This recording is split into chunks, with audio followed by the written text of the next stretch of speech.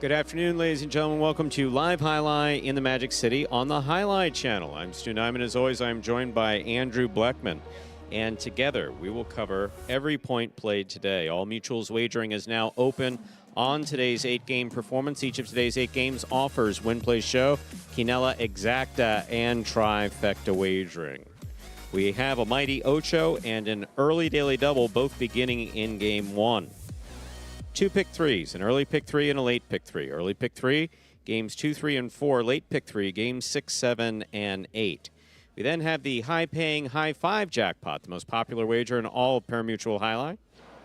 All of Pari-mutuel Jai-Alai doesn't really make sense. All Pari-mutuel wagering.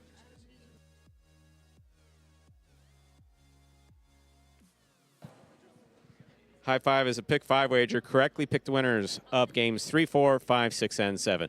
If you do so correctly. Have the only ticket that does so. You'll cash in on the high 5 for today.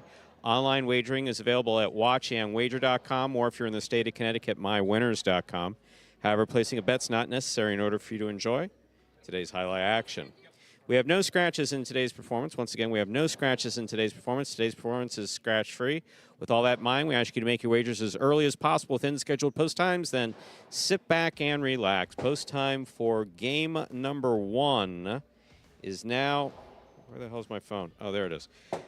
Is now 8 minutes away. Andrew, how are you? Not interested. Let's move on to the video. Heed your own advice. Sit down and relax. You know, as you're standing. I can't.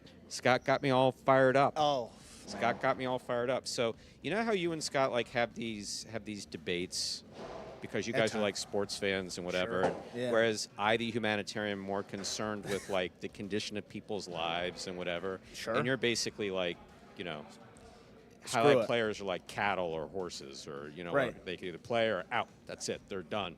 And that guy's a 2 because I said he's a 2. Well, why do you say he's a 2? Because he should be a 2. Well, but he's really kind of like more 3-ish. You know how you guys get in those debates? Sure. I don't, right? Yeah. Well, we kind of had a little bit of one of those, and I understand why I don't get in them. That's why I'm standing up. Andrew, how are you? Figured something out. I figure, yeah. That's good. No, but it was funny that you said sit back and relax, and the irony of you standing during the intro, which doesn't really happen all too often. No. I don't think this has ever happened, to be honest. It was a little scary. So there was a lot of frenetic energy back here as we were leading up to the practices, and shall we say, yeah. Yes, and we're talking a little bit about we're excited about what's going on in Battle Court now, but we're talking about the future of Battle Court. We're talking about different faces that we may see in Battle Court in the next season. And you know, I've been tasked, as I have been since 2019, not 2018, but since 2019, well, since late 2018, 2019, yeah. I've been tasked with going out into the world of Jai-Alai, and he's allowed me to expand my horizons. I'm now able to go anywhere in the world. Wow. And try to find people to fit into this 1, 2, 3 thing.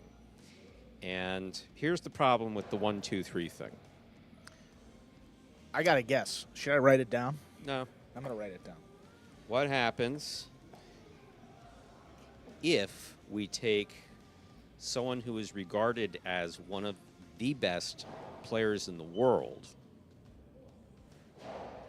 We can't just automatically assume they're a 1.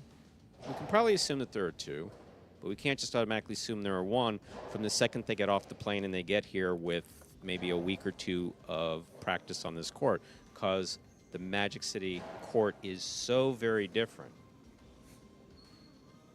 And, Absolutely. And there are some people who remain nameless who find that frustrating. To which I responded, you know, quickly. I don't like the pickleball versus tennis thing, but you know, I'm constantly being reminded about, you know, because I think that that's diminutive, and we're not diminutive here at Magic City. It's like, sure. This is Jai-Alai, this is 36-meter Jai-Alai. There are nuances here. Right. But it's like, it's not a different sport. Is Federer still not Federer based on his however many years of top-level professionalism and all the tournaments that he's won and all the prize money he's won? Is he still not Federer if you take him and you put him on a different size, we won't call it pickleball, but we put him on a different size court? Is he now no longer the best player in the world because he doesn't make that adjustment? The only logical answer there is no. Sure. because you put him anyplace else. Oh, right. I mean, that's a tough example because like you're almost comparing apples and oranges. Like in Jai-Alai, but I guess in that case too, long court and short court, it's a little different. Well, here's the whole thing about short court. Yeah. How long has long court been a thing? Yes. And how long has short court been a thing? To 150 to 10 years. Yeah. They got a leg up there. Yeah. So it's a very tricky one then to, like for instance, we've been very fortunate with Olheron. You can bring Olheron and basically say he's going to be a 1 and he's a 1. Sure. Right. Because he will make himself a 1 very quickly after that. But it's not. He's on a very short list of 1. Like he's a 1-1. From the day he walks in. I mean, but even the first match, it's like he won his first singles match, but he's improved throughout. You know, he was a lower level 1 now, and now he's a surefire 1. You know, and if he were here year round, for instance, right? If he were here year round, or certainly we got him in. I mean, I don't know. Oh yeah. Yeah, he's kind of tough to beat.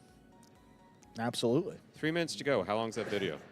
A few minutes. Well, we'll toss it here. We got this video that will explain the scoring format for all 8 games, which today, as every day, is spectacular 7 scoring.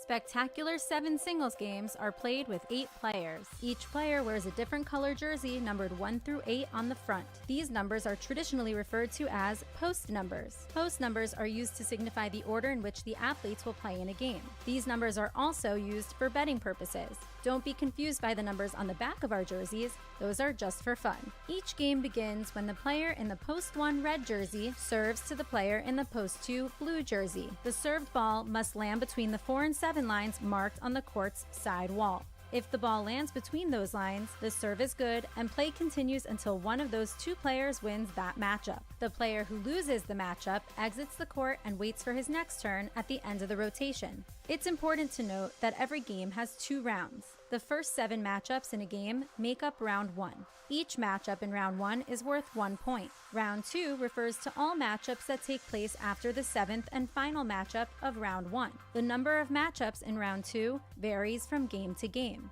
And in round 2, each matchup is worth 2 points. The first player to earn 7 points wins the game. And we are back here about 2 minutes from the start of game number 1. A lot of fans here in the chat. I'll say hello quickly. Steve, Michael, Mr. Carlton, Jai-Alai, Mo. Hello. Jai-Alai, we wish we had a higher ceiling too. I mean, just based on the math of it. For instance, we are several feet longer, I think just shy of 20 feet longer than the court at the middle court at North Miami Amateur, and yet the ceiling is 3 feet shorter. So, yeah, I wish our roof was a little higher. I do wish our roof was a little higher, but I love the Magic City court. What I love more than the court is I love the program and the players. Andrew, Yeah, you know. Just kidding. Andrew, I like. You know, we have fun. I like. I wouldn't mind if you showed up at my funeral. Well, you know what I wrote here? I wrote improvement over time at court time. Yeah. Well, the thing, you know, it's interesting what you say, Stu. I mean, there are obviously great players, but, a good example is like maybe the transition from college, the collegiate level to the professional ranks. I mean, you obviously see what guys are capable of. It's the same game, maybe played against different competition in a different part of the world. And then they make that transition to the pros. Can they do it? Some guys translate well, some guys don't. It's tricky. Right. But the court and the ball are the same. Right. The court and the ball are the same. Sure. So it's not the people around them. It's literally what they're working with. Sure. Absolutely. So what do you say we begin this first game? Yes, let's play some highlight. Game 1. Let's begin. Time to begin game 1. It is a spectacular 7 singles match. Played to 7 points. Points double after the first round of play. Serving, red shirt at post 1. CRB receiving in the blue at post 2. Tennessee.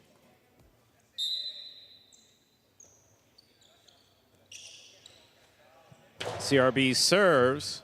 Our first game is underway.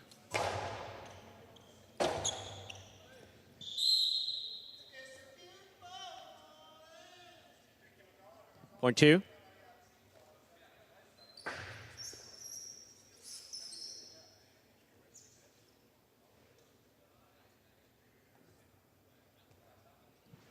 White shirt, post 3, Jen receive.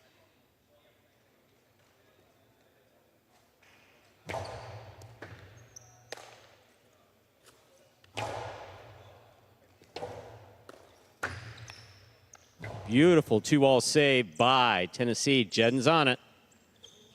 Powerful forehand's going to cross.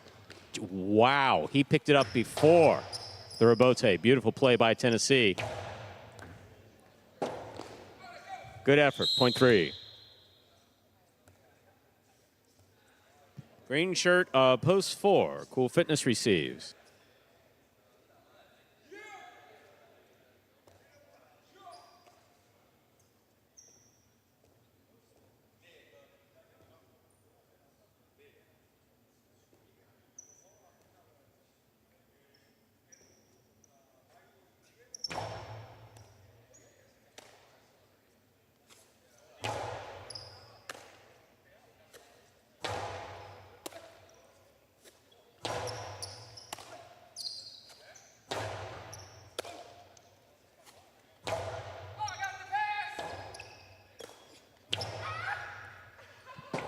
Why are you screaming? Just go. No, you just got to go catch the ball, stop yelling, and start catching. Point 3. The more he talks, the less he catches. Jedden got that point. Juice receives. Black oppose 5.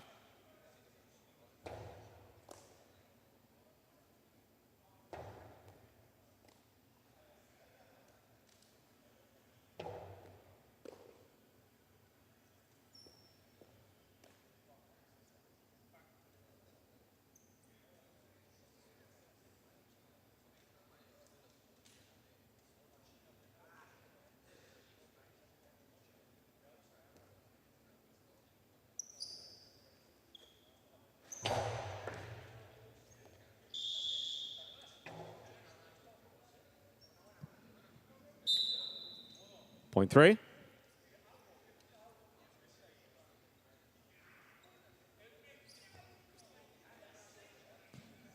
Yellow shirt, post 6, El Barber receives.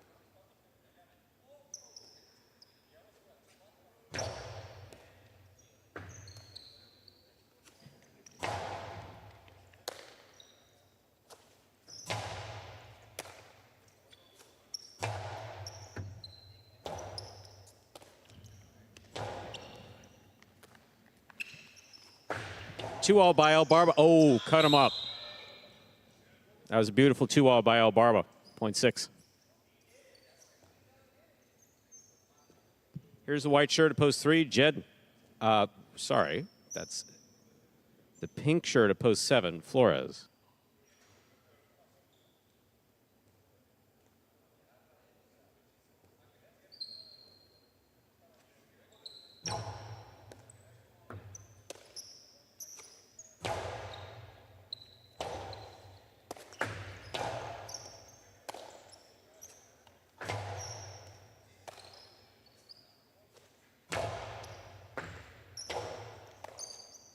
That's a beautiful one-handed save by Flores. Nice play. Here's El Barber from the outside.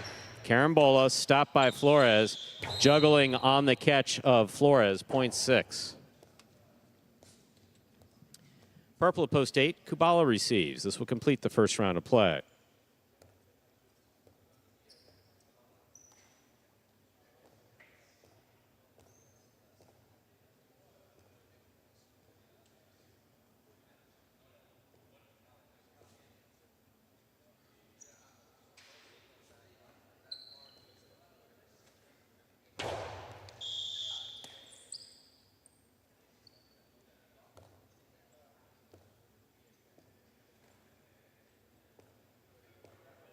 Point 8.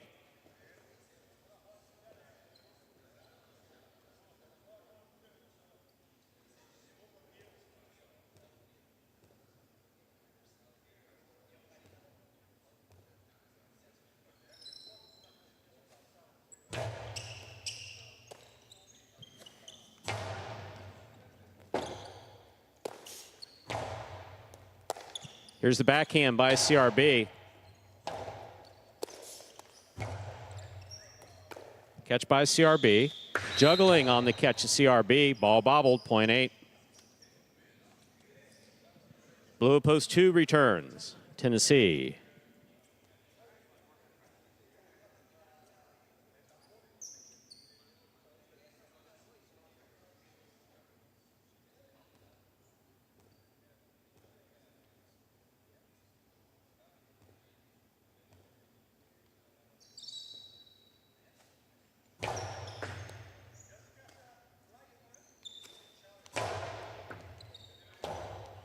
Rebote forehand by Kubala. Tennessee's there. Tennessee on the backhand. Rebote forehand by Kubala. All tip, point 8. Possible game point for the purple shirt, post 8. Kubala trying to stop him. Cool fitness.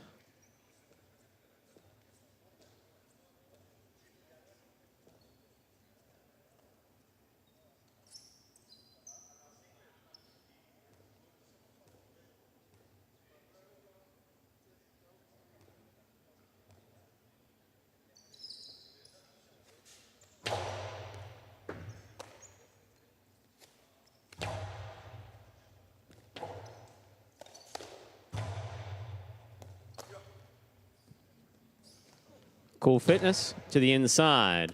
At the side wall, Kubala's there. Excellent catch. What a catch and return. That was clean. Very nice. Cool fitness again. 2 for 2. Don't get too fancy. Catch the next one. Went to the well one too many times. Point in game, post 8. Kubala. 3 places, 6 shows.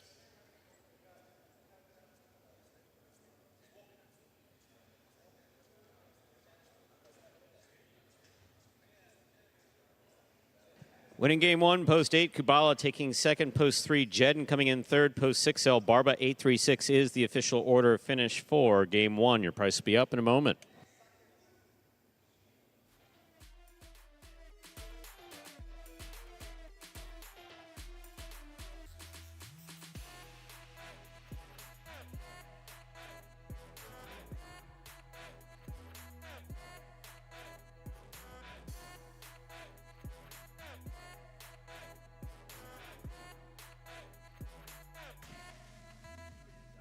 Yeah.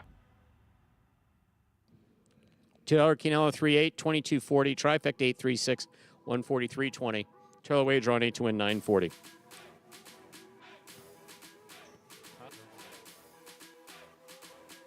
Up next, game 2, spectacular 7 singles match. Play to 7 points. Points double after the first round of play. Post time for game 2. 7 minutes. Good luck. Jatna, excellent question. So, it's very difficult to. There is no science to this. So let's start off with, we're referring to Jatna's question, how much court practice time do the non-pari-mutuel battle court players get versus the regular pari-mutuel battle court players? So the answer to your question is they can practice as much and as frequently as they want individually or as a team. We have the court open basically 12 hours a day. We play 4 days a week, so they can practice as much as they want. Now, if you want to say that there's 2 ways of looking at, and I believe this very sincerely, there's 2 ways of looking at the Pelota performances on a day where you're playing Battle Court. Is it a warm-up for Battle Court? I believe for some players it is. Can it wear you out for Battle Court? I believe for some players that it can. And it's specific player to player. I don't believe that there's an easy answer for that. I do believe, from what I've seen, that the players who play both Pelota and Battle Court do have an advantage just in terms of reps. I don't think that there's any question about that. They do have an advantage of reps. But for instance, as far as practice time, the guys practicing for Battle Court versus practicing for Pelota. I think that the guys who play Pelota may practice a little less as far as just pure practice time coming out here, and it depends on the player. For instance, Ben doesn't practice quite as much as he did the first 5 years of the program, and he had more time on the court really than anyone else. Douglas and Benny, they're both in here very regularly, but still, even they don't practice as much as they did when they first got here. So, so there's no real science specifically behind it, other than to say the more time you have on this court, the more reps you have on this court, the longer you've played on this court, the better it is for your game. And there is a learning curve, and some players take longer than others. And I think that Iturbide is probably the best example in that. Look how he kind of struggled with his 2 alls when, his first battle court season versus how he's doing now. Absolutely. I couldn't agree more. Boom, boom. Yes, we're talking about practice. Greetings to everyone we didn't say hi to before. Yeah, Jenna, that's really the way that it works. I mean, there are some guys who it's like if they play, especially our game 6 and 8 players, some of those games can be pretty hard.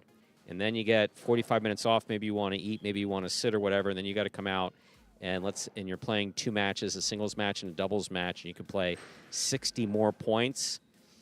For some guys that are in their 20s, I think that's okay. As you get closer to 40, I definitely think it becomes more complicated. And that's certainly not ageism. That's always been in highlight. When you look at the list of highlight players who played highlight past 40 professionally at the Miami highlight level, at the Tampa level, at the Hartford level, right. It's a very limited number of players. Players retiring at 38, pretty consistently. I was gonna say, you see that in other sports too. You get 40 plus. I mean, if you're still doing it at that level, that's you're a legend. 100%. All right, we have a snappy video, don't we? Wow, Stu. We're talking so enjoyably, we had a video here. 3 minutes to go till game 2. This one explains for any new highlight fans how the game is played. The main rule of highlight is simple. Players must catch and return the ball in one fluid motion. Sounds easy enough, right? So how do you win? You can win a matchup simply if your opponent overserves, underserves, or serves the ball out of bounds. On the flip side, your opponent wins the matchup if the serve is so good that you fail to catch and return the ball to the front wall. If your opponent fails to catch the ball before it bounces twice on the ground, or if your opponent's cesta makes contact with the ball but doesn't catch it, then in both of those cases, you win the matchup. You can also win a matchup if the ball bounces around in your opponent's cesta during an attempted catch. This is called juggling, and it's illegal in highline. Another way to win a matchup is if your opponent throws the ball and it lands out of bounds on its return from the wall. The overall game strategy for a highlight player is to make it difficult for an opponent to reach the ball in time or to execute a rebuttal play.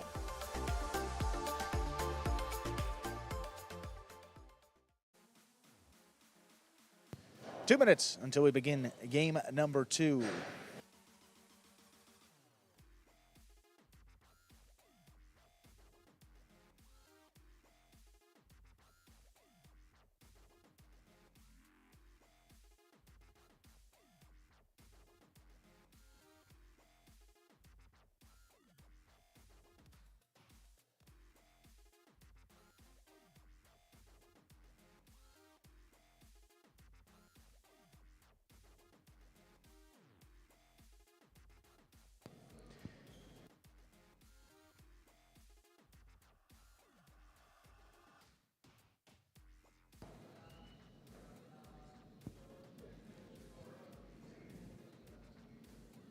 Good day, JML.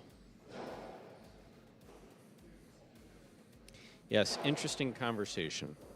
Always interesting conversation.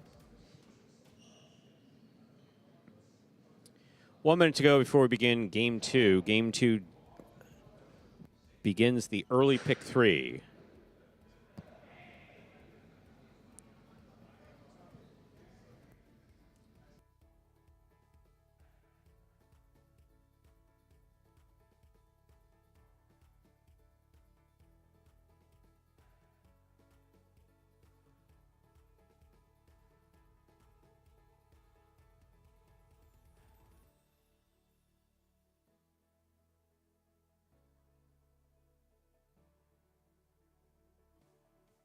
Time to begin game 2. It is a spectacular 7 singles match.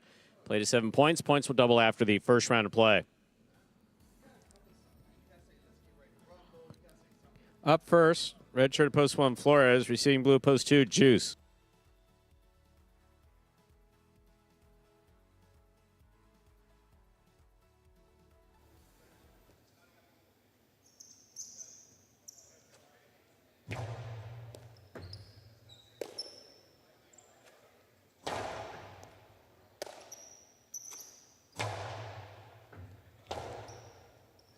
Robote, straight up the middle. Flores makes the catch.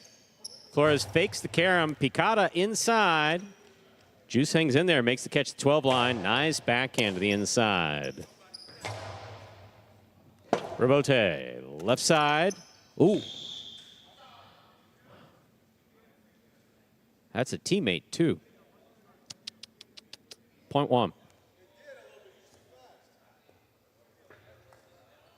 Now receiving the white shirt at post 3, Tennessee.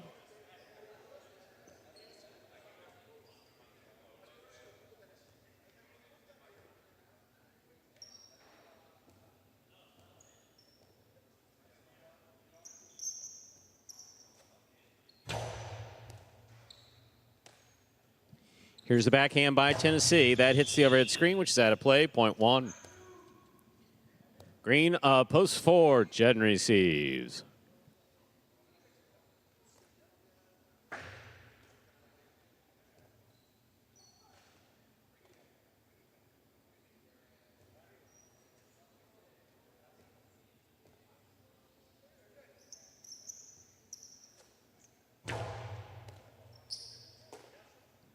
Here's Jedden on the backhand.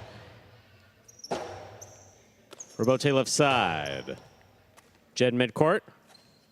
Powerful throw caught by Flores. Flores to the inside. Jedden for the Robote. Point 4. Receiving the black shirt at post 5, here's Ben.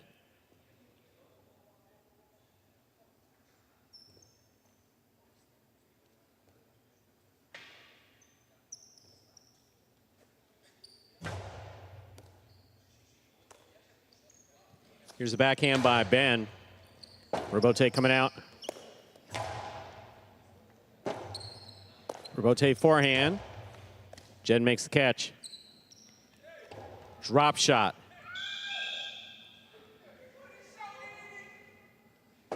I thought you were like the fastest guy on the roster. So you should have known that he was throwing the drop shot. He telegraphed it, and you didn't even move for it. That man never has his faja tied. I don't understand what the heck that's about. Point 4.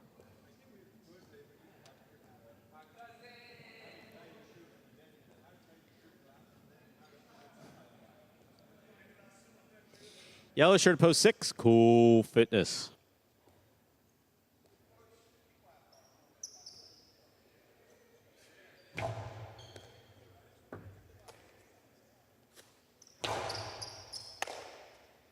Backhand by Jedden. Scores, point 4. 4 on the board with 3 points. Here's post 7. In the pink shirt, we have El Barba.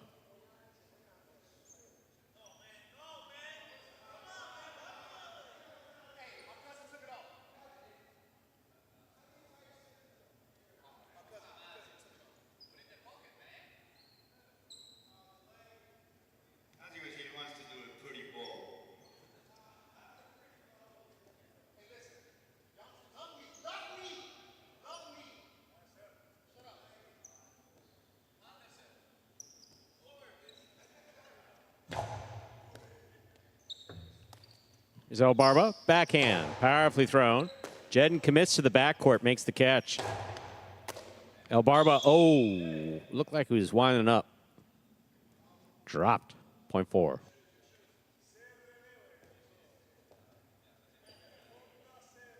4 on the board with 4 points. Here's post 8, CRB.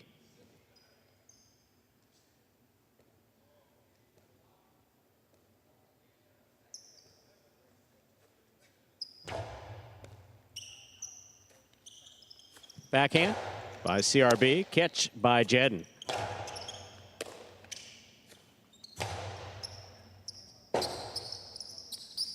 Robote forehand up in a way that is out of play. Point 8. We've completed the first round of play. Matchups are worth 2 points now through the end of the game. First to return, blue post 2, Juice.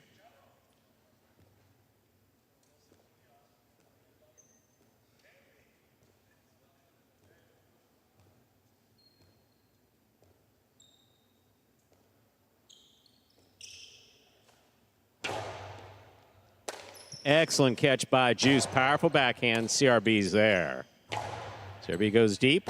Robote coming out.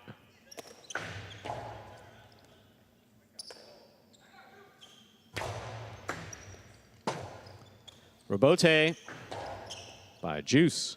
Catch by CRB. Robote left. Oh, that's the second time he tried to hit Arta. Second time he tried to hit Arta. You better do more than apologize. You better send that guy like a gift. Point 8. Wide of post 3, Tennessee receives.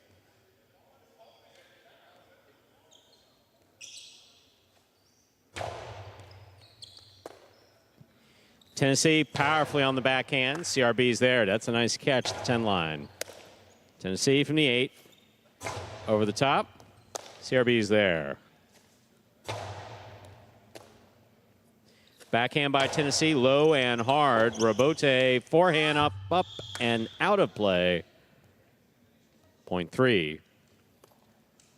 Tennessee with 2 points. Here's post 1, Flores.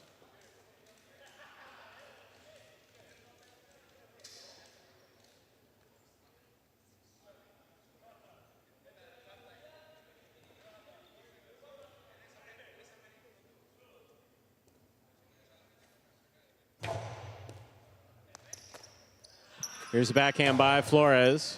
Robote coming out. Scoop attempt miss. Robote not there. Point 3.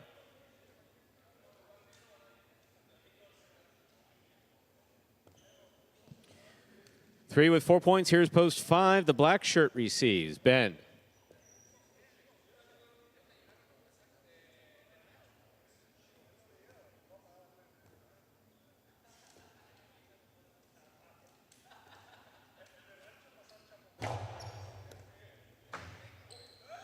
Magic City bounce comes in and hits Ben in the chest. Point 3. Possible game point for the white shirt at post 3. Tennessee trying to stop him. Cool Fitness.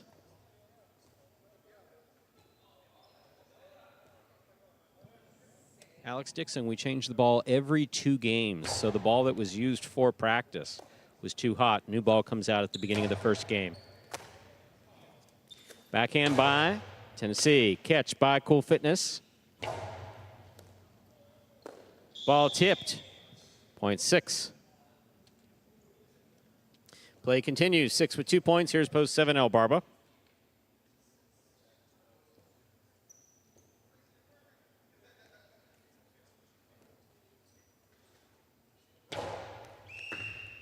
Under serve. Point set.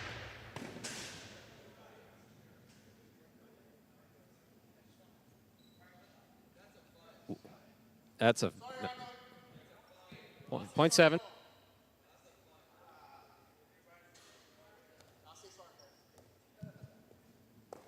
So on the board, 2 points. Here's post 4, Jed.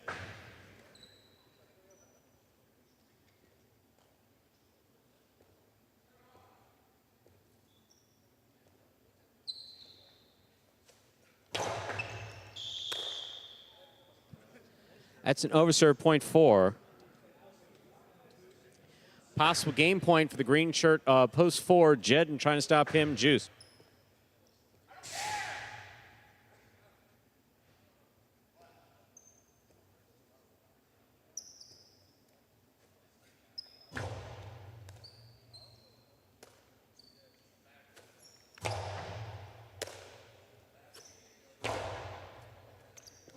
Robote left side to the inside, big bounce. Here's Jedden from the 10. Juice missed it. Point and game. Post 4, Jedden. No playoff here. 3 places, 8 shows. Unofficial order finish, 438. Your prices will be up in a moment.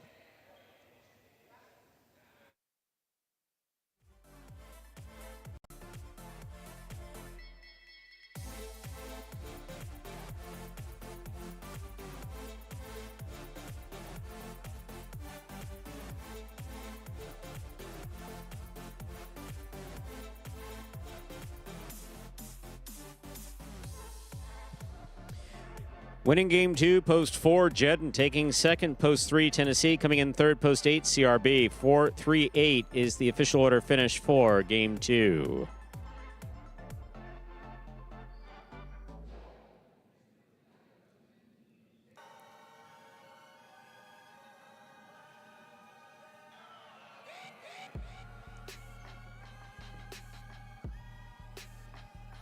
The early daily double, 8-4.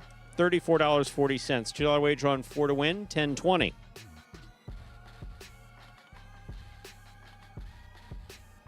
Quinello 3-4, $23. Trifecta 4-3-8, $183 even. Up next, game number 3, a spectacular 7 singles match.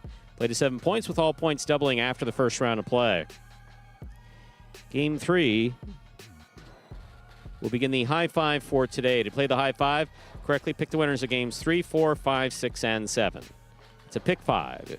If you do so correctly, have the only ticket that does so, you'll cash in on today's high 5.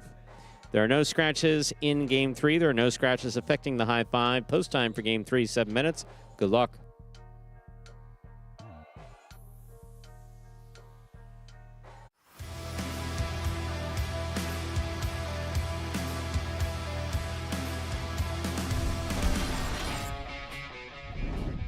Backhand by Jedden. Tennessee goes to the floor, throws a 2-all. Jedden's on it.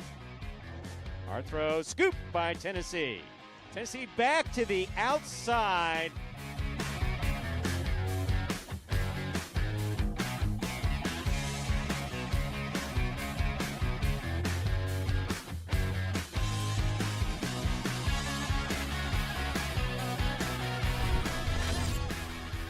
In the air at the 11 line. There's the backhand, caught by Benny. Backhand from the 10 line. Devote forehand thrown hard by Douglas. Benny's on it. 2-all by Benny. That is a beautiful Costado 2-all.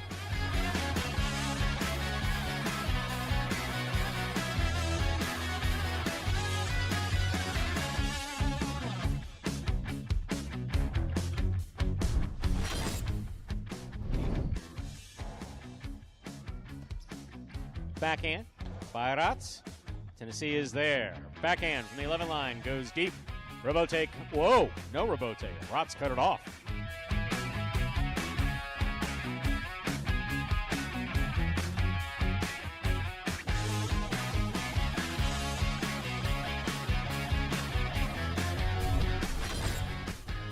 Played for the big bounce. Manu backs up to the 10 line, makes the catch. There's the backhand. Robote left side again to the inside. Catch by Manu. He winds up. There's the 2-all. That scores.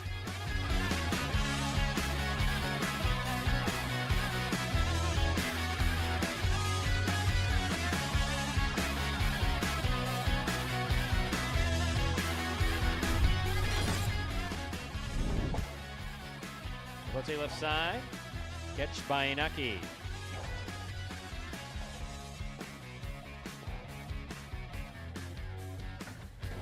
2-all, scored.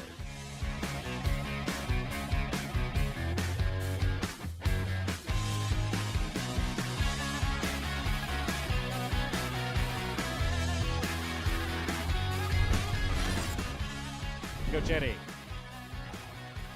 Robin with a fine catch at the 9 line. Powerful throw to the outside. Gochetti is there. That ball is absolutely in play.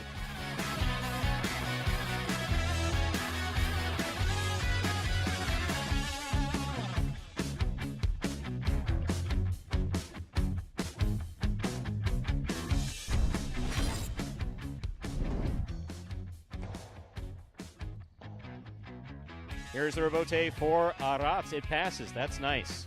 Rebote left side by Nicholas. Arats with the scoop.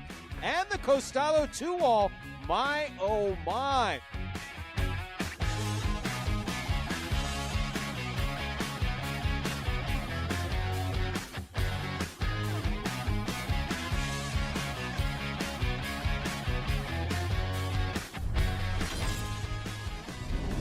Forehand rebote by Manu. Rebote left side by Douglas to the inside. Manu takes it on the forehand. Outside placement is the shot. It's stopped by Douglas. Karam is the shot. It scores.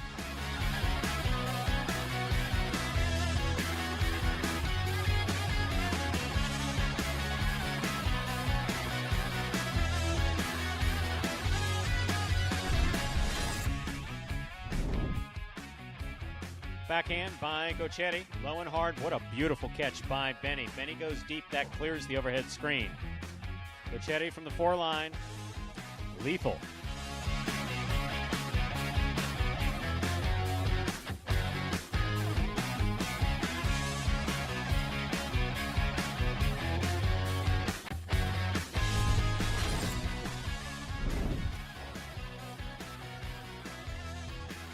Backhand by Carballo passes. Rebote. Big bounce. Carballo up the wall. Had some hang time there.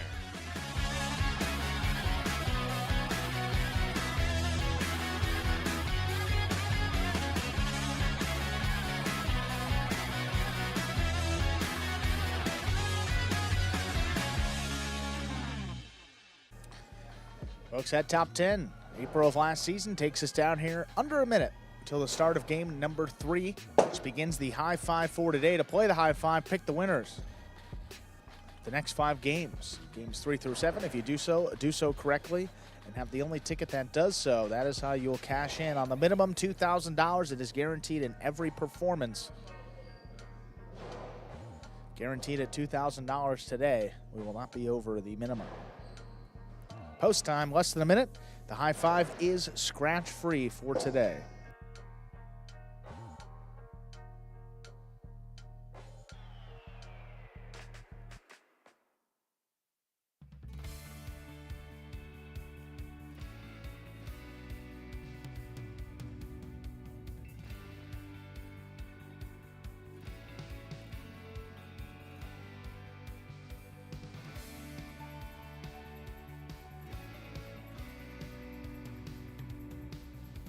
Time to begin game 3. It is a spectacular 7. Singles match played to 7 points. Points double after the first round of play. Up first and serving, red shirt to post 1, Kubala. Receiving in the blue of post 2, Bueno.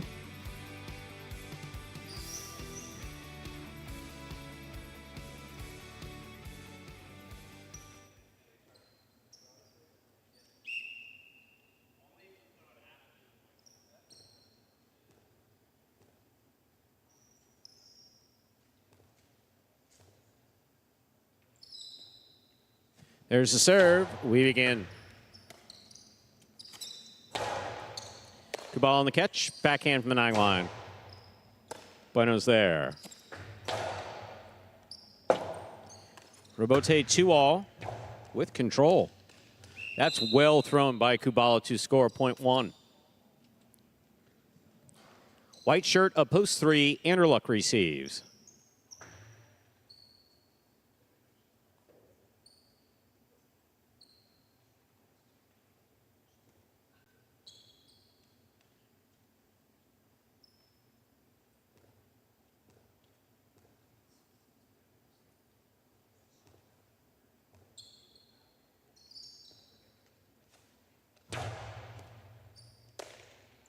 Here's the backhand by Anderluck.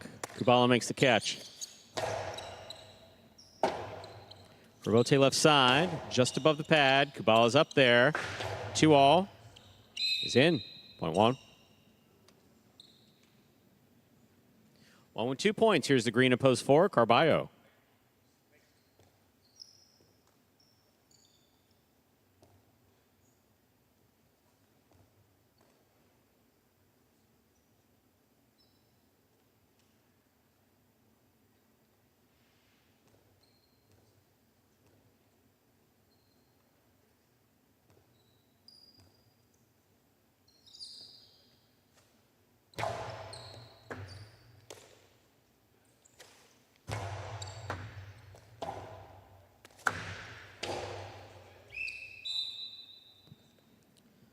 Point one.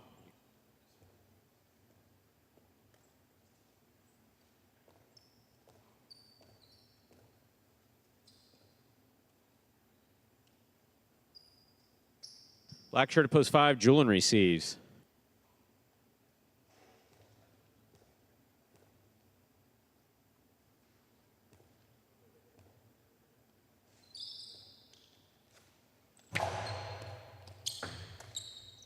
Here's the backhand by Julian. Robote, forehand. Julian makes the catch.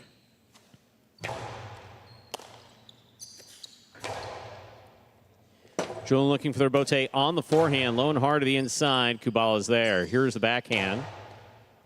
Scoop, miss, point one.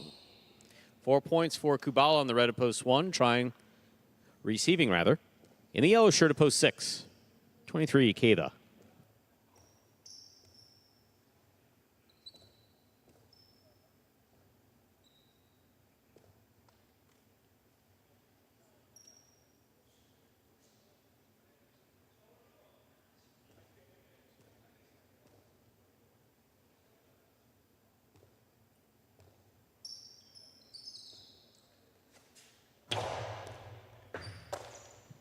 Here's the backhand by Keita. Overhead screen, point 6. Pink of post 7, Bragley receives.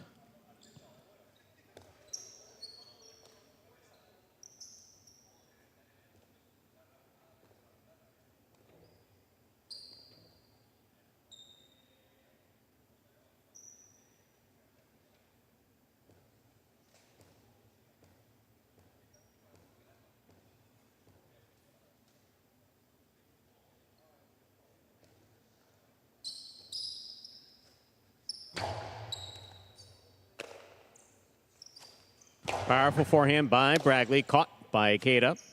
Here's the backhand by Keita. Bragley on the backhand. Robote, forehand.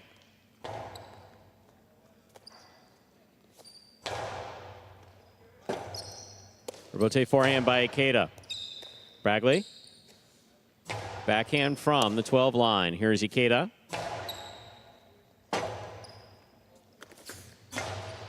Ball hits the overhead screen, point 6. 6 with 2 points. Here's post 8, Robin.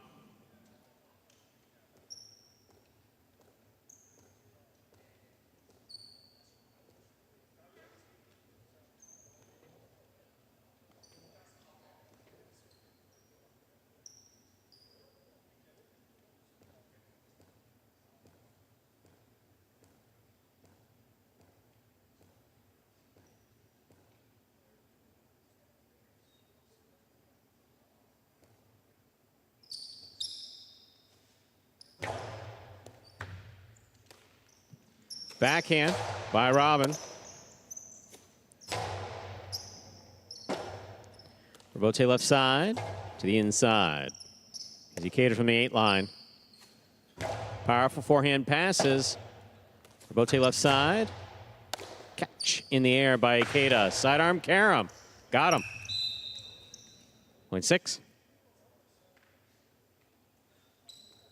3 points for the 6 post. In this matchup, we have Ikeda serving to Bueno in the blue post 2.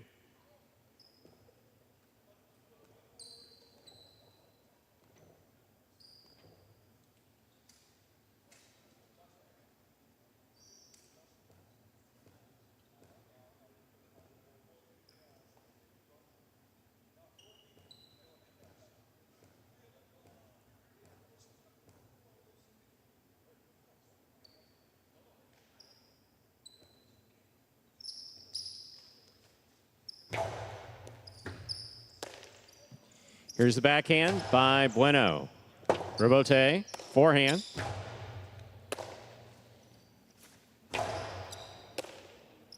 Backhand by Ikeda. That ball hits the overhead screen, point 6. 4 points, 5 points rather, 4. 6 post, possible game point for Ikeda. Trying to stop him, Andrew Luck.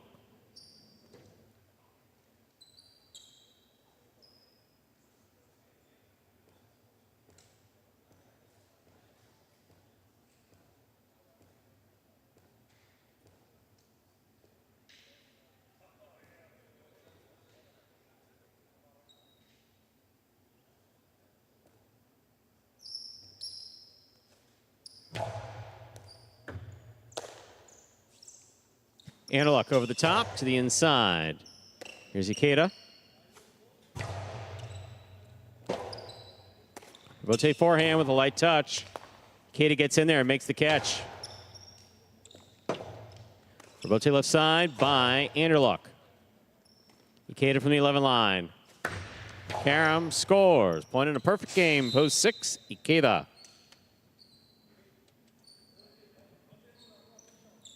Six wins it, 1 places, 4, 5, 7, 8, 2, and 3. Will now play off for 3rd place, 4 first serves to 5.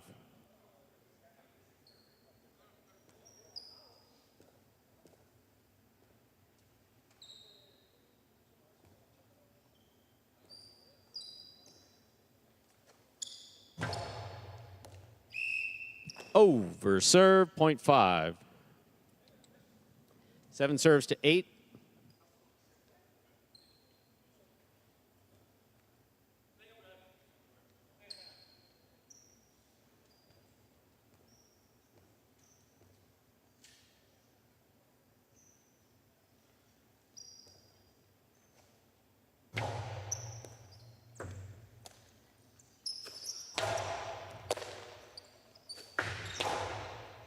Scoop. Backhand. Bragley's there. Robote, 2-all. Bragley stops it on the forehand. Excellent throw by Bragley. Scores 0.7.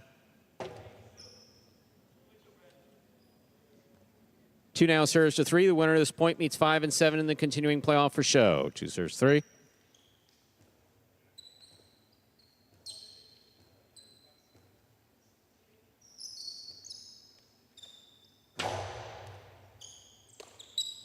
Backhand by Anderluck. Bueno's there.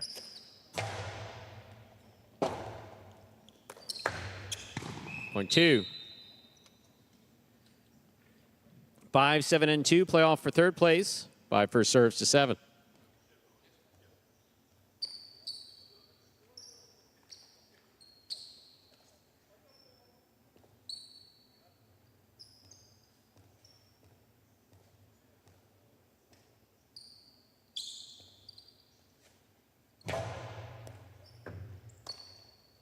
Here's the backhand by Bragley.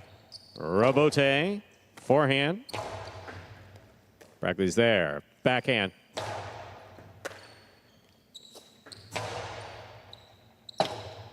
Robote left side. Too high. 0.5. Possible show point for Julin. Bueno receives.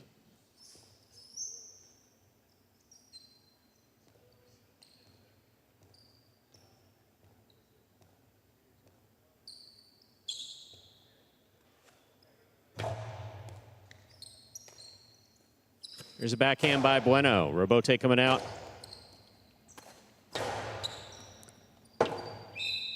Point and show, post 5, Julin. Unofficial order finish, 6-1-5. Your price will be up in a moment.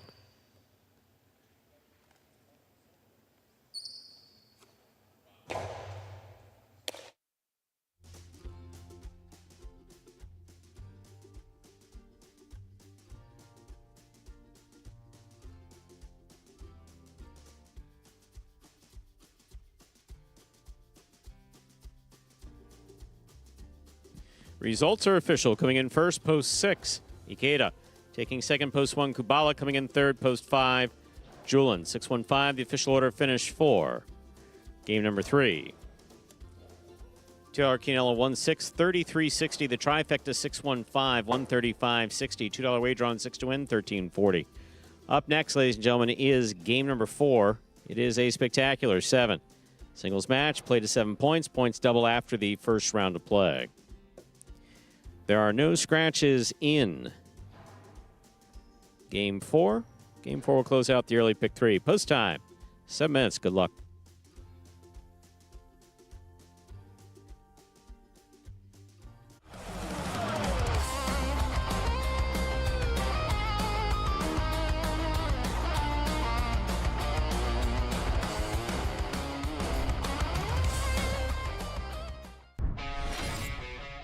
Ladies here. Jedden on the hop, brings it in.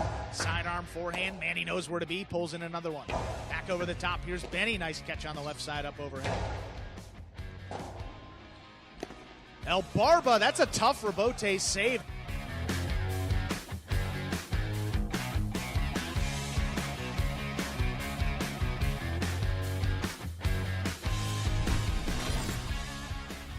Rotate forehand by Tennessee is low to the inside. CRB's on it, winding up.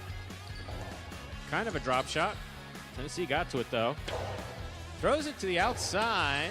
What a save by CRB.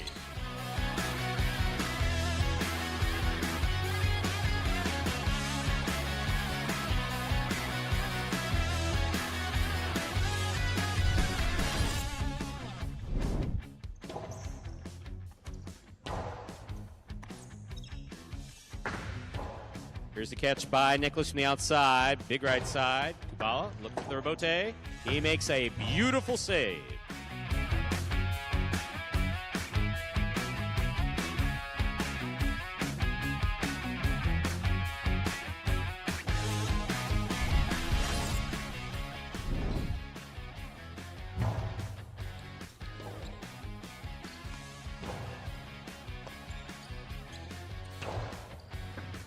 Rebote, saved by Julin. He digs it out.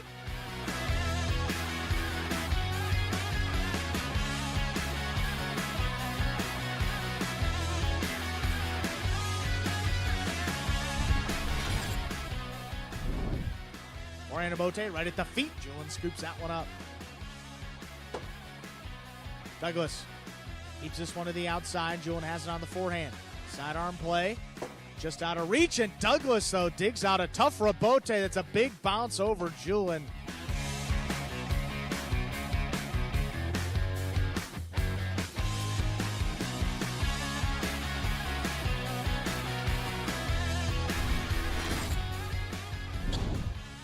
Carballo, backhand. Rotate forehand by Benny in the middle of the court. Carballo from the 7 line. Rebote saved by Benny. That's beautiful.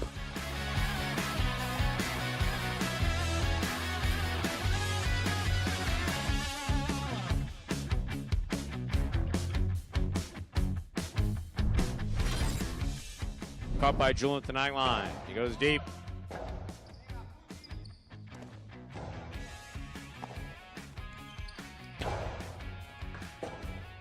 Rebote saved beautifully by Arat.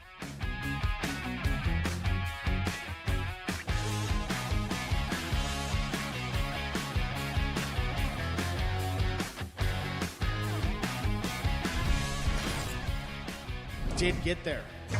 Backhand lobbed and clearing the overhead screen. Forehand, Rebote powered. Caught off the sidewall. Rotz turns Rebote on the backhand. Manny, that kicked up. But what an effort on the back end.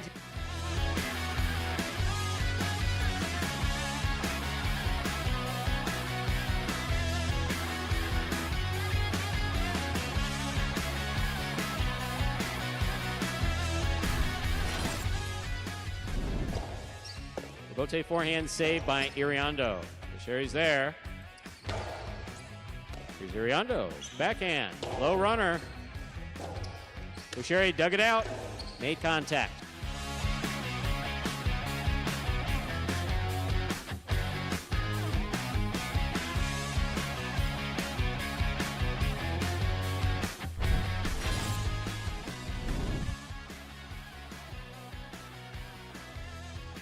Rebote forehand saved by Manny. Here's Carballo backing in. Rebote saved by Manny.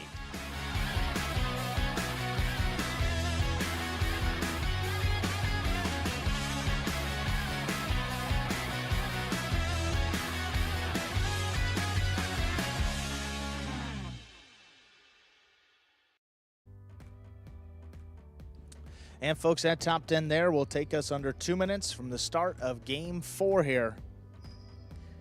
Ikeda with the win.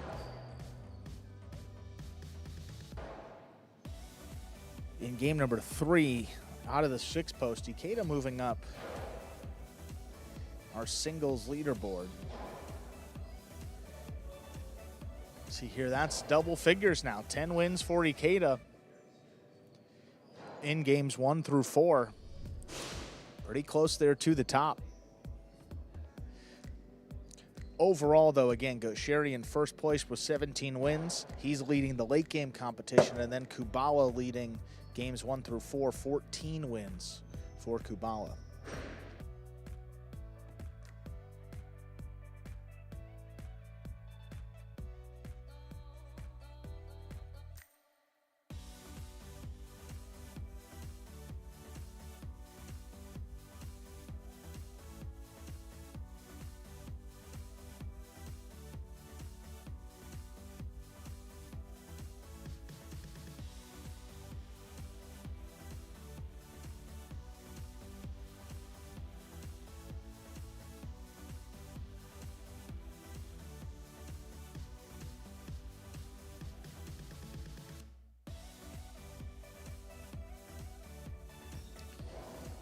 With that, 0 minutes on the clock. Let's play our 4th game.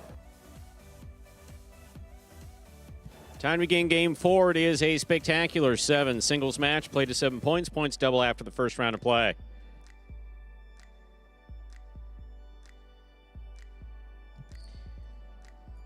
Serving red shirt at post 1, Ikeda. Receiving blue at post 2, Ben.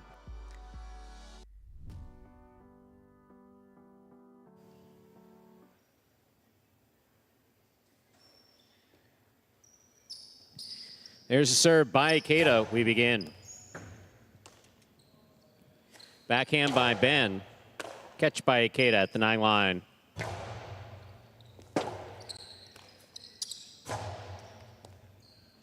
Ikeda backs to the 12 line to make the catch. He comes over the top. Ben on the backhand. Robote forehand. There's a save. Ben makes the catch. Drop shot. That's well played by Ben. It scores. Point 2. Receiving the white shirt at post 3, Carballo.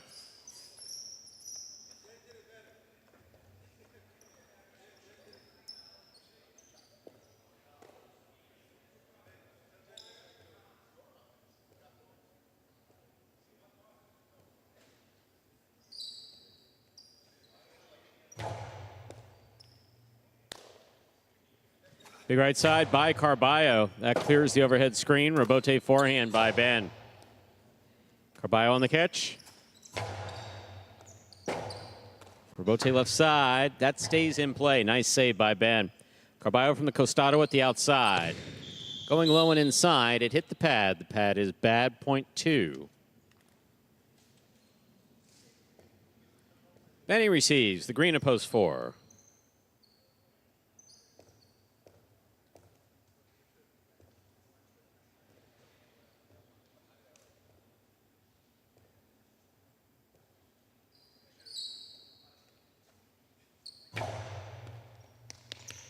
Benny advances on the ball, makes the backhand from the 9 line. Robote, left side, it's a 2-all.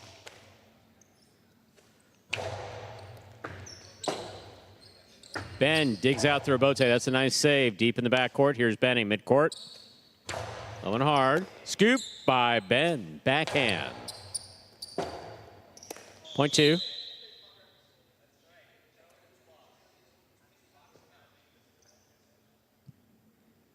Black shirt at post 5. Bragley receives.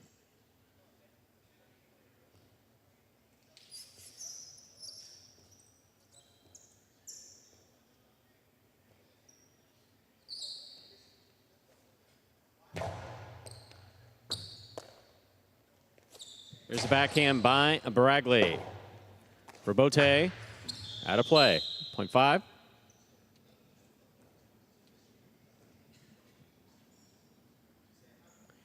Yellow shirt, post 6 receiving. Anderlock.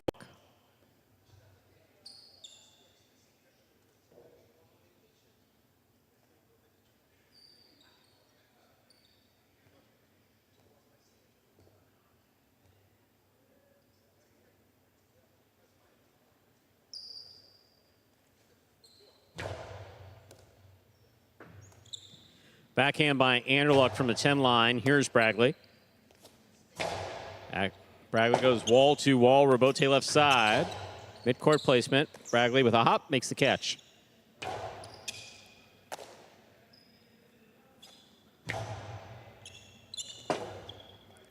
Robote left side by Bragley. Anderluck on the catch. Backhand. Robote left side. Anderluck on the catch. Backhand.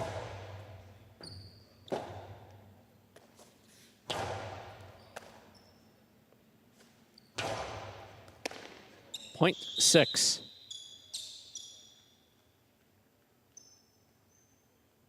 Receiving the pink post 7, Bueno.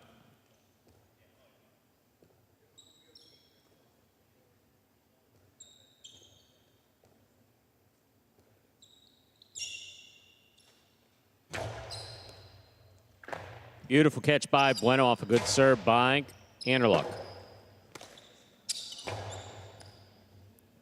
Bueno from the 8 line, backhand. Wall to wall, out to the Robote. Drop shot, Robote. This one stopped by Bueno. Point 7. Here now to complete the first round and receive, wearing the purple shirt at post 8, Robin.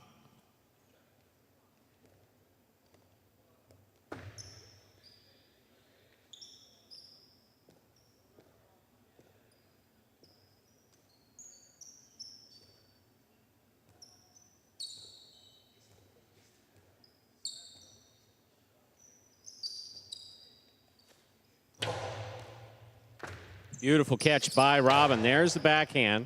Robote forehand by Bueno. Caught on the tip of the cesta by Robin. He turns a quick carom, but it's out. Point 7. Yes, it was definitely out. Robin, it was so out you couldn't believe it. Way out. Point 7.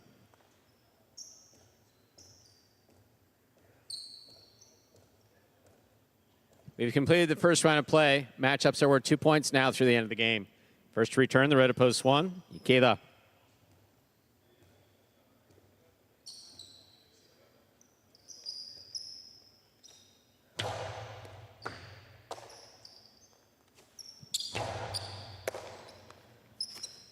Backhand by Bueno to the corner. Robote forehand by Ikeda. Powerfully turned. What a catch by Bueno. That's nice.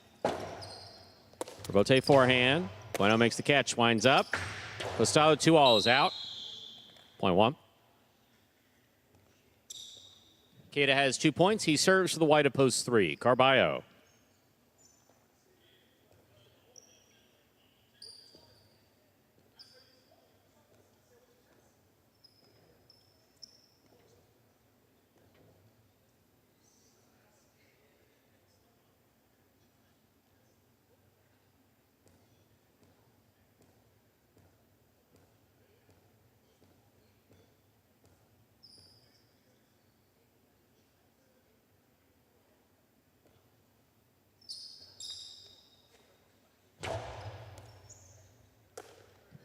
Here's the backhand by Carballo.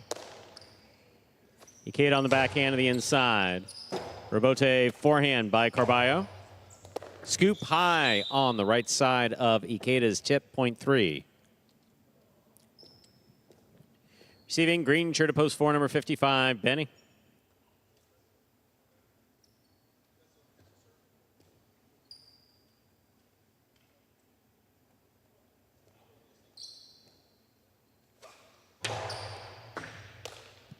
Here's the backhand by Benny.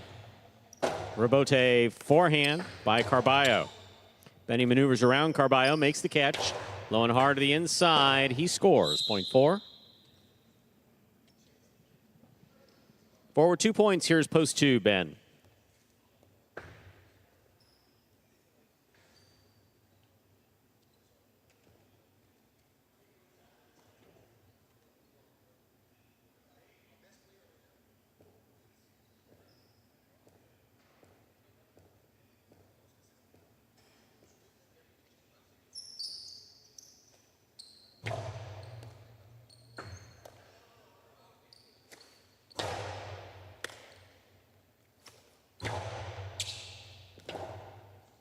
Robote left side by Ben.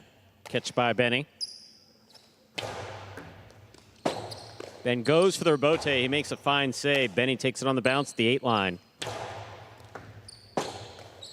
What a effort by Ben to try to save that one. That falls short, point 4. 4 points for the 4 post. Benny. He's serving to Bragley in the black post 5.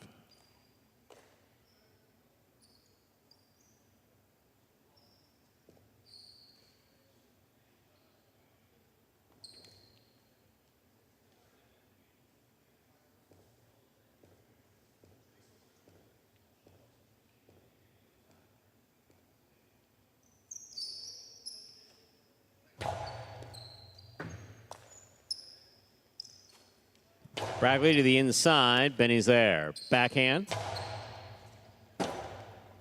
Rebote left side. That hit the overhead screen. Point 4. It's possible game point for Benny in the green and post 4, trying to stop him. Anderluck, yellow post 6.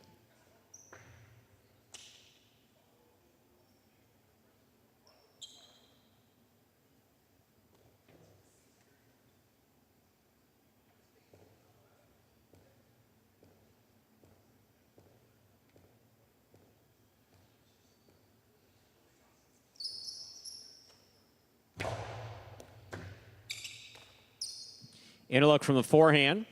Mid-wall placement, crossing the wall. Benny's there. Rebote forehand by Anderluck at the side wall. Benny on the catch.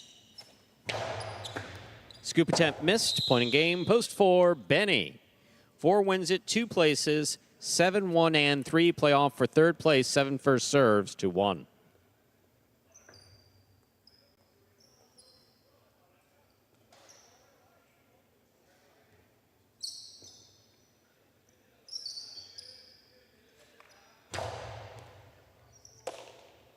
Here's the backhand by Ikeda. Went on the catch. Backhand. Rebote forehand powerfully thrown by Ikeda. Bueno. That hit the top of the pad. Point 1. 1 with 4 points. Here's post 3. Carballo.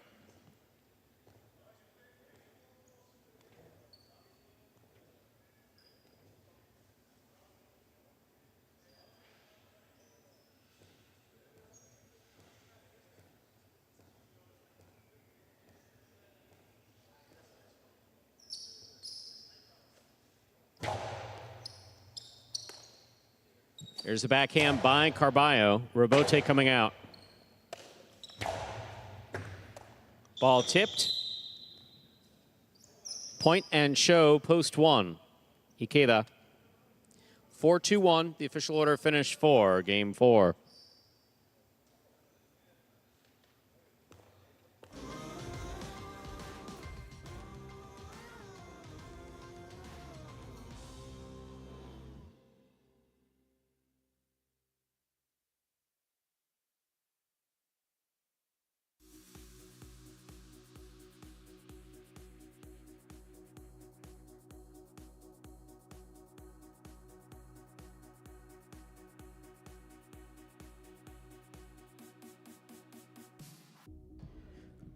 Result from game 4, 4-2-1. Early pick 3, 4-6-4, 3 of 3 numbers, $150.40. Trailer wager on 4 to win, $820.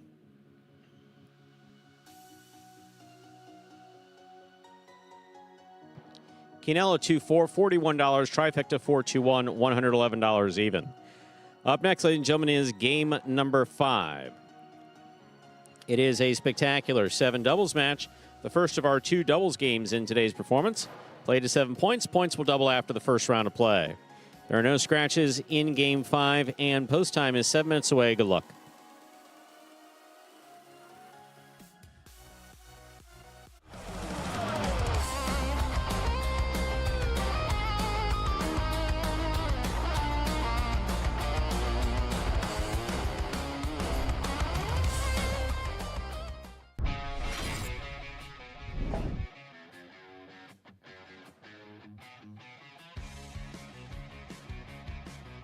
Catch by Ben. Hard by Ben. Scoop by Ikeda.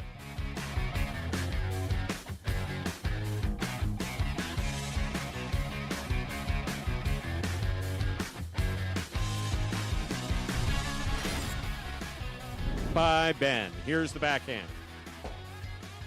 Rebote forehand by Carballo. Ben looking for the rebote. He puts that one inside. Carballo, a leaping catch.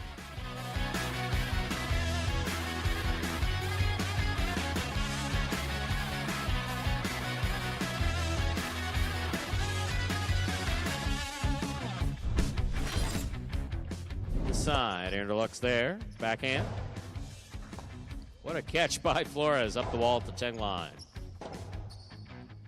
Rebote forehand, tough one, and he got it.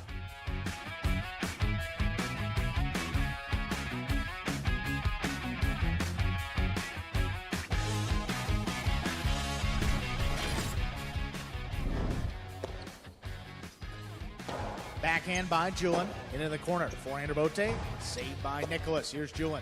Winds up to Costano. 2-wall. Nicholas. There's that line catch.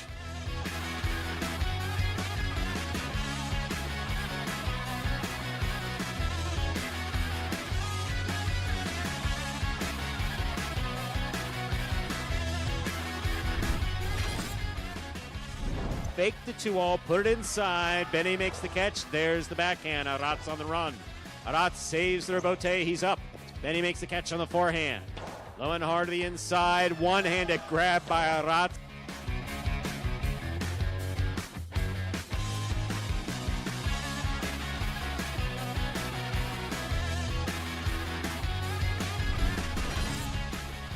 Hard to the inside. Nicholas is there. Backhand. Bote forehand. What a catch by Jairo.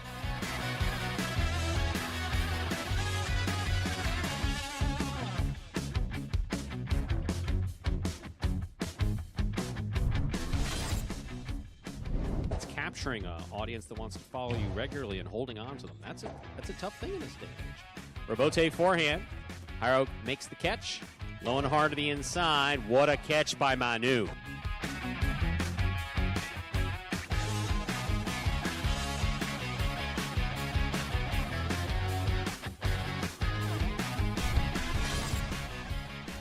and hard to the inside. Backhand by Gaucheri. Catch by Arats. Rebote left side. Stays on the wall. What a catch by Arats.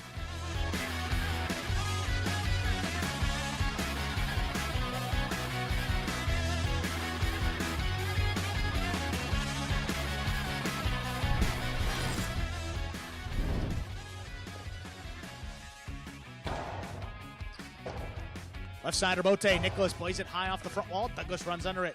Shoots it back inside. What a scoop by Nicholas.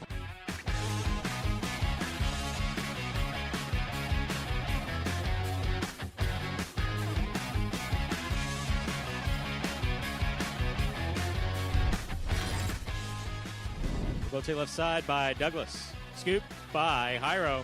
Jairo back to the inside. Douglas is there. 2-0 by Douglas. Read by Jairo. Stopped by Jairo. What a catch by Douglas.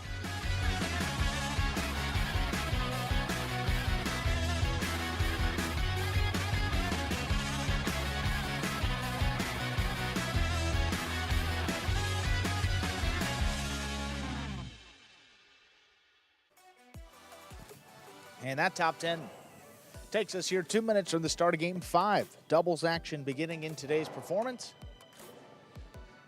which is scratch-free.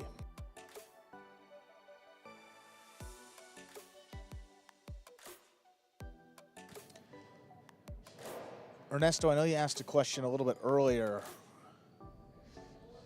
about the stats on who throws the most caroms. We have some of that information for Battle Court. Our data partner has been tracking shot by shot. So we do have that information for Battle Court, but not in these Pelota games. So if you're interested, we could let you know.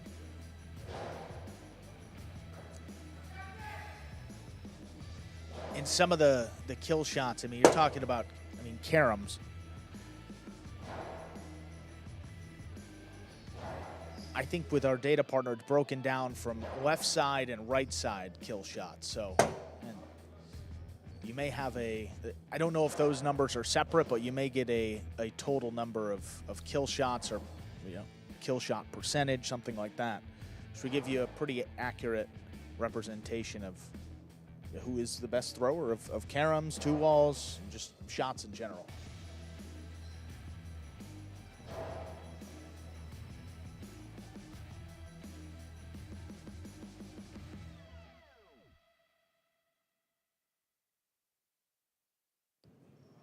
And less than a minute till game 5. Look at the trifecta pool, nearly 2,200, just over 2,100 here in game number 5. Still a couple seconds until we begin.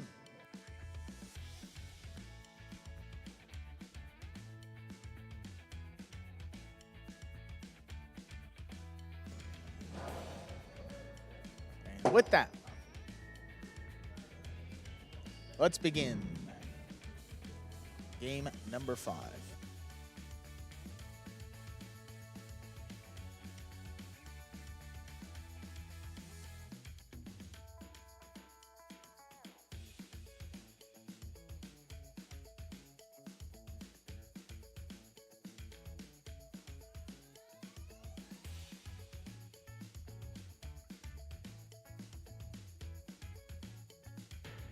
Spectacular 7 scoring. Inaki serves. Blue at post 2 received.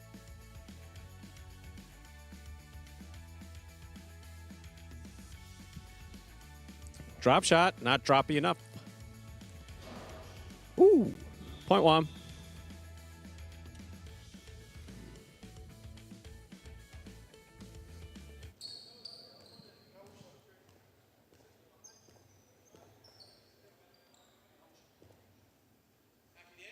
White shirts at post 3.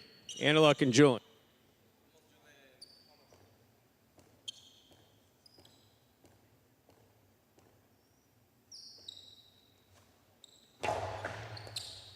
Here's the catch by Julian. Backhand to the inside.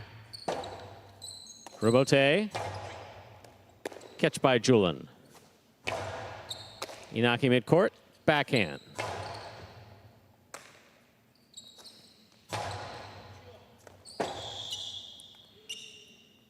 Point 3. Free will serve to the green shirts, post 4, Gauchetti and Flores.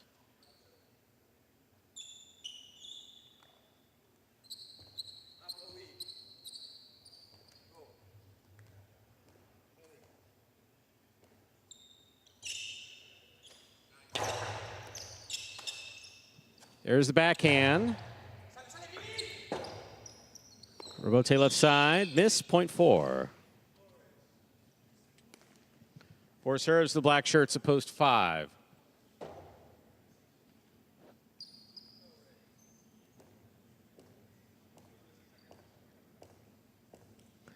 Douglas and Kubala receive.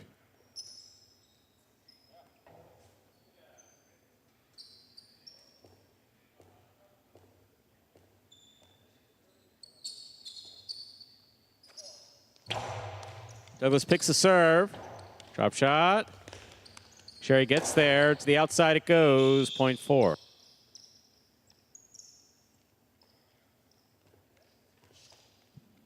Yellow shirts post 6. Juice and Nicholas receive.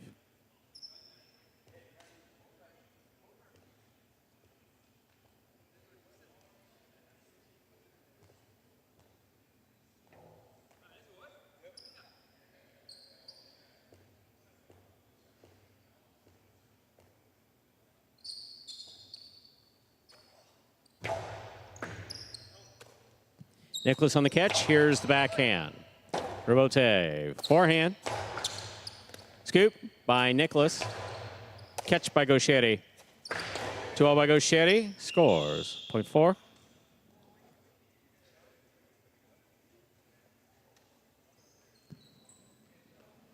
Pink post 7. Jedden and Manny receive.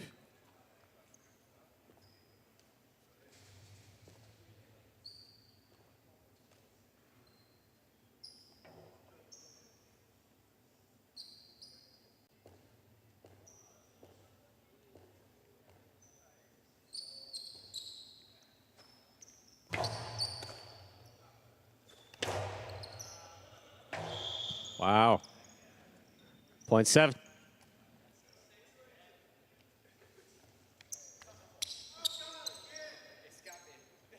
There's no way. It's not possible. Seriously? Oh, my goodness gracious. While you're there, let's check his sneakers and everything else. Make sure everything's tight, all right?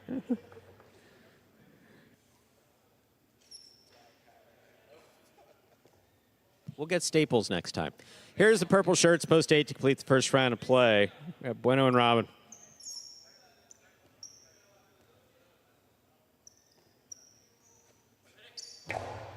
Bueno on the catch.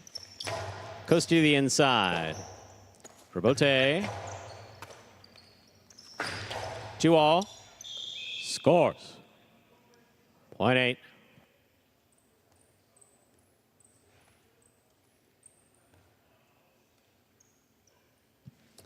Blue, post 2, CRB and Benny receive.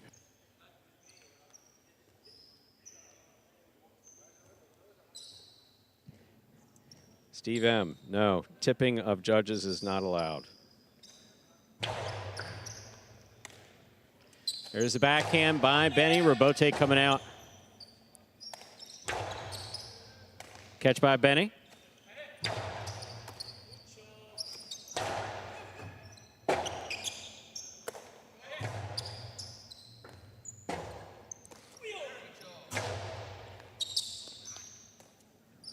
Backhand by Benny. Rebote coming out.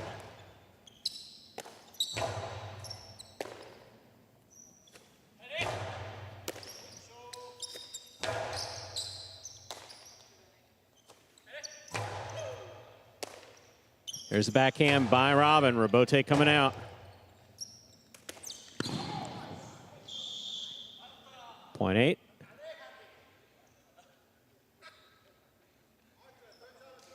Eight with 3 points. Here's post 1, Iñaki and Bragley.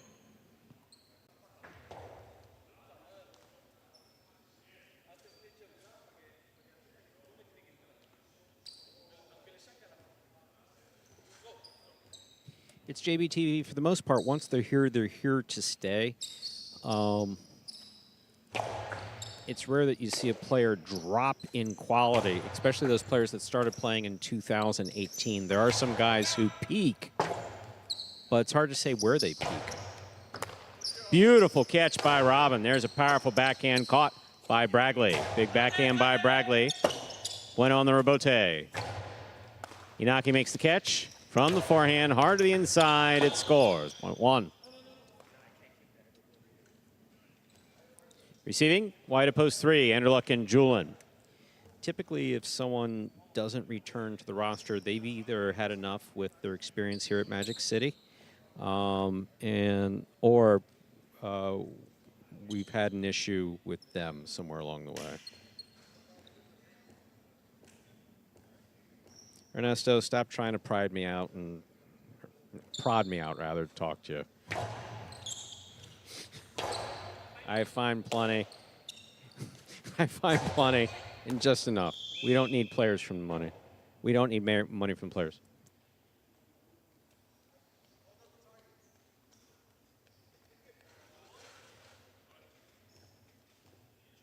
Point 1. Black, post 5.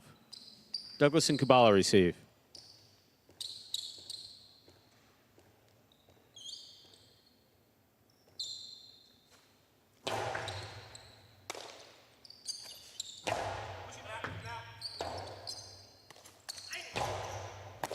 Here's a catch by Douglas. Powerful throw to the inside. Rebote coming out. Catch by Douglas.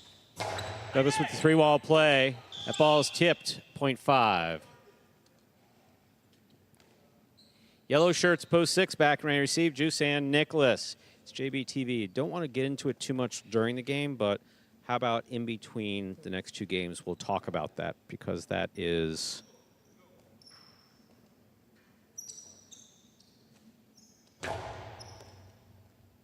Sorry, I was reading the additional comments there. Let me do the play-by-play, and then we'll get to the conversation about what constitutes professional versus non-professional and how that works at Magic City, because it's a little complicated. But I will start off by saying that we had experience here in Miami, Florida, where we had the best players in the world playing at Casino Miami Jai-Alai, and what happened? No one showed up. Backhand by Kubala. Nicholas on the catch. Backhand by Nicholas. Douglas makes a save. Here's Nicholas from the 9 line. Backhand by Kubala.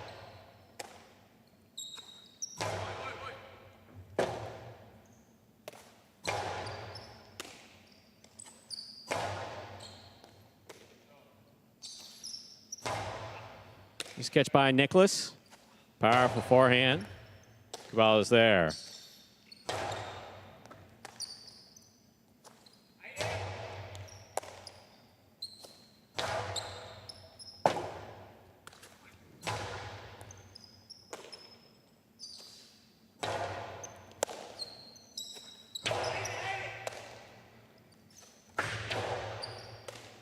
Beautiful. Juggling on that catch.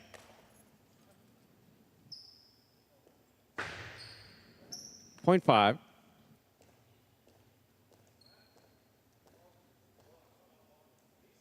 5 on the board, 4 points. Here's post 4, Gauchetti and Flores.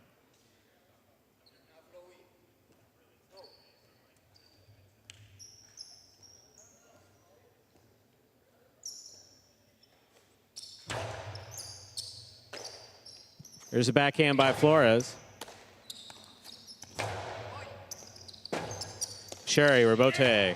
Douglas aggressively from the left side. Costi inside. Flores catches it in the air. Nice play. Douglas on the forehand. Powerful right side. Robote. Catch by Douglas. Douglas to the inside. Low and hard. Actually, Flores makes the catch. Catch by Douglas. Backhand from the 7.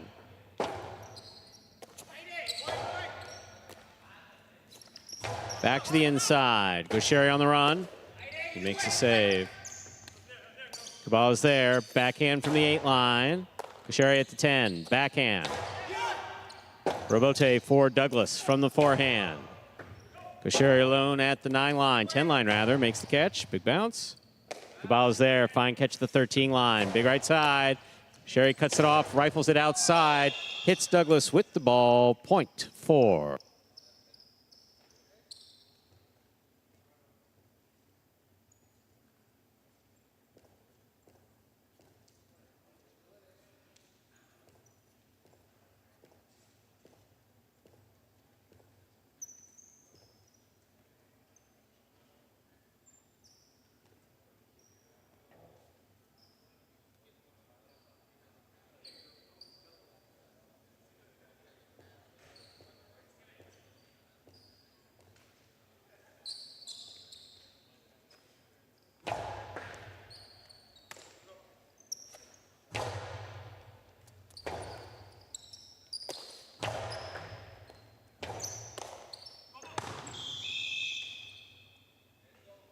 Point in game, post 5. Gauchetti, Flores. 1 places, 5 shows. Unofficial order finish, 4-1-5. Your price will be up in a moment.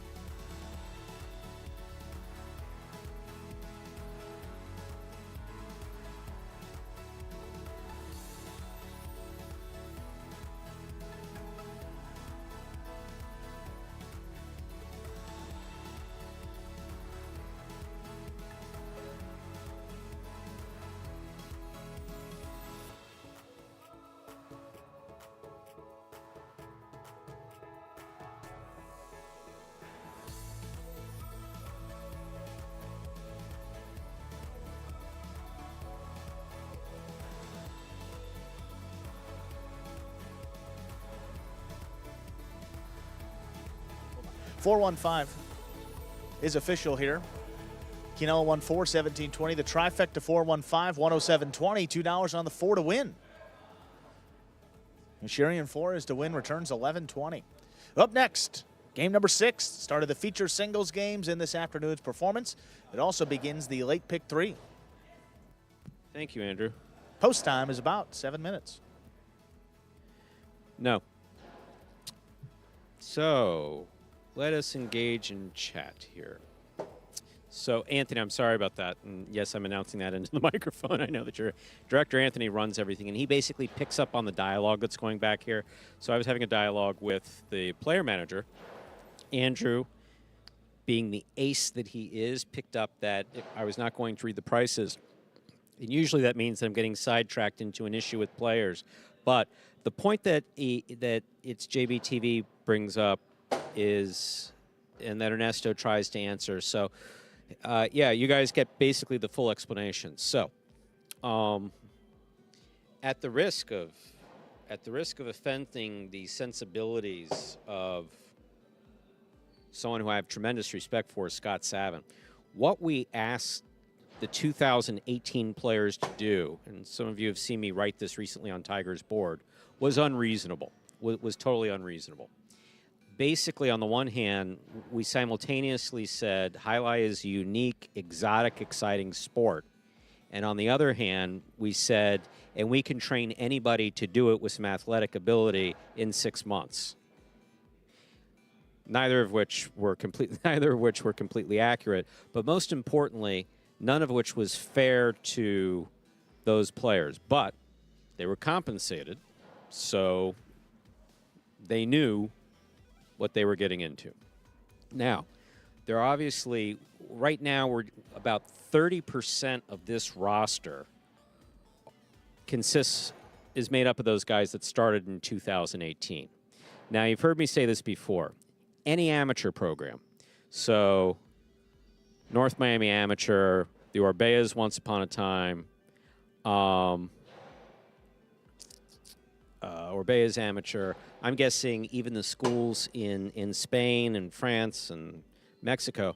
There are lots of people who pick up Jai-Alai, like Ernesto, for instance. Haha, threw that shot out there. There are lots of people who pick up Jai-Alai who actually practice it fairly regularly, but they kind of like peak at a okay amateur level. Or believe me, how many times have I heard, amateurs basically saying that amateur shouldn't be playing with me right now because I'm a better amateur. I still hear guys like that are in their 60s and 70s talking about that guy was a B player at best or a C player at best. It's like, okay, thanks, appreciate it. Good to know. And I'm a nice guy, so I listen to most people. So the truth of the matter is that anywhere in Jai-Alai, anywhere in the world, and I imagine this is true for the most part in other sports, but I only know Jai-Alai, is that players only get to be as good as they can get. And for some players, it's Goycochea. For other players, it's Michelena. For other players, it's Ara. For other players, it's Gaucheri, who's still very young. Gaucheri, ironically, is still about 8 years away from his prime years in Jai-Alai if he continues. Douglas, the same thing. Here's the funny thing about Douglas and Gaucheri, for instance, at the top of our roster, right? Gaucheri's been playing Jai-Alai at least twice as long, if not longer, since he first strapped on a cesta and threw the ball around, than Douglas. So is Douglas then not that much better than Gaucheri because he's played half as long and keeps up with him, even though Gaucheri is better now? These are tough questions to answer. What you guys are talking about are some of the guys in the middle and towards the bottom. It's like, so if we're playing professional Jai-Alai, and certainly we've had this argument and discussion back here. At what point do you basically say, sorry, Juice, sorry, Cool, sorry, Barba, sorry, whoever, but the program's grown beyond you? For me, never. And why it's never is because Jai-Alai in the United States has a very tricky history, and that is it ran its course.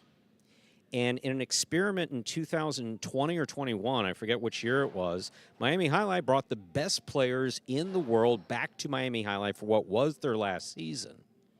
And guess what? Yes, I know it was COVID, but even the most diehard High Life fans, no one made pilgrimage from Connecticut or even the west coast of Florida to come see the best. I'm sure some of you did. I'm not throwing shots out there, but no one supported Miami High Life when Goico, Aritz, Lopez, Goico, and Eric were on the court at the same time. You know, no one came out and supported that. So we do have experience with here in the United States where you can put the best players in the world right there on the court. Now, yes, did Casino Miami have the same marketing, advertising, production that we have? Not. No. I definitely get that. But there's not something inherently interesting about playing highlight at its highest levels that will draw viewers. They've even had this problem in Spain and France. They have. Right. It's only recently with some of these moves that have been made that they've been able to fill Guernica. So what Charles is talking about, I understand your frustration over apparent lack of effort, especially if you're betting on it. And that's something that's been synonymous with highlight going all the way back. People will have these guys that play the middle games, and it's like one day he plays great, the next day he doesn't. He's obviously not trying, and, you know, something needs to be done about it. No, you know, maybe it's like, hey, dude, it doesn't look like you want to be here. What's going on? Tax day, problems with my family, whatever it is. Sometimes those things do affect a player, no question about that. So I don't know what's going on with anyone specifically. But as far as skills and professionalism, we're actually doing quite well. And it is day to day. Wow, I went on so long. We have to start the next game. Game 6.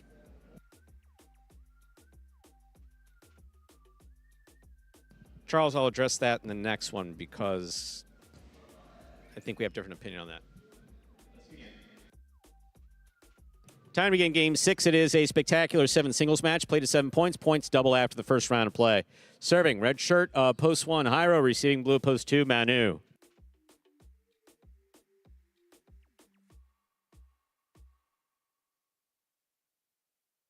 Short answer, Charles. The answer is no.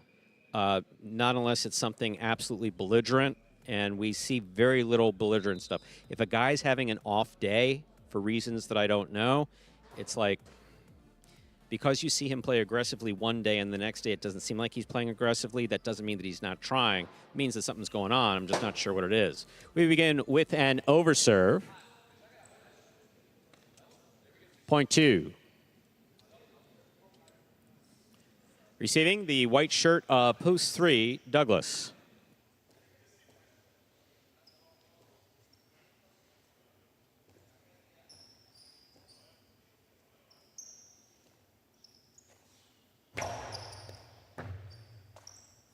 Here's a backhand by Douglas. Robote left side. Douglas on the catch. Manu read that one, stopped it, blasts it back, and it scores. Point 2.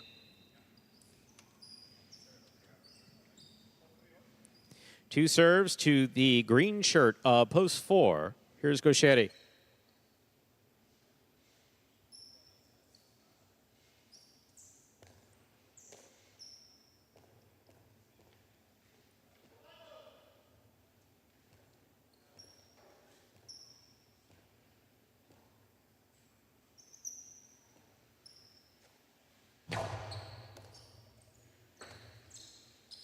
Backhand by Gauchetti.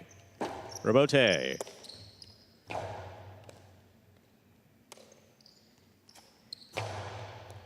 Manu, tip ball, point 4.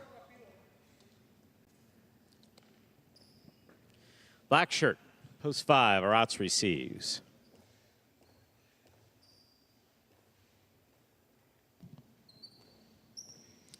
It's like it's very easy to miss, like for instance in doubles specifically. Let's say we have a front cutter who picks the serve 5 out of 6 times and throws a 2-all, and 5 out of the 6 are off the court. You say, hey, buddy, you got to go home because you can't get it in. All right. Point 4.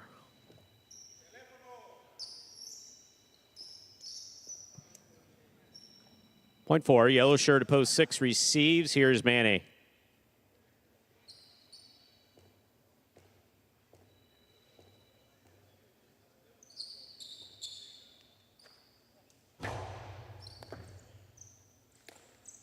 Here's Manny on the backhand to the inside. Robote left side to the inside. Manny makes the catch. Backhand.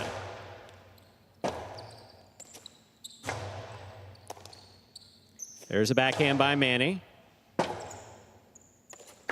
2-all. Does not open. Manny stops it. Sidearm carom lands in perfect and scores. 0.6.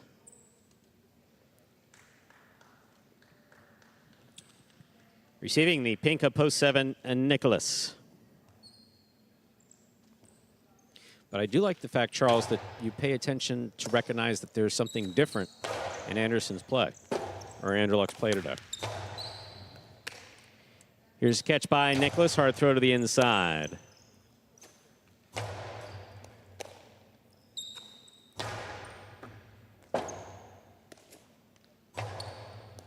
Catch by Nicholas. Forehand to the inside. Scoop and the backhand by Manny. Here's Nicholas. Carom. That scores. 0.6.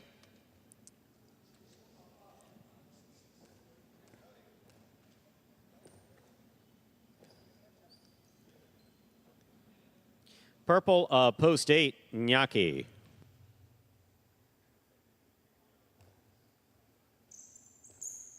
Highlight, that is pretty much well the way that it works. Underserve. No way.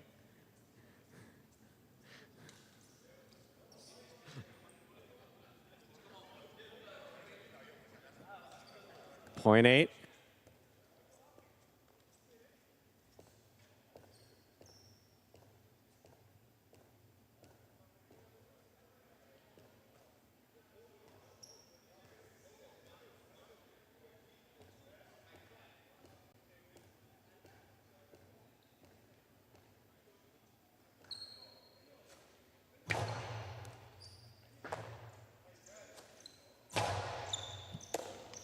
There's a backhand by Inaki, powerfully thrown. Robote coming up the middle to the outside.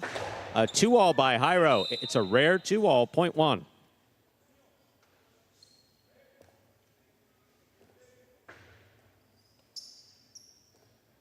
One with 2 points. Here's post 3. Douglas.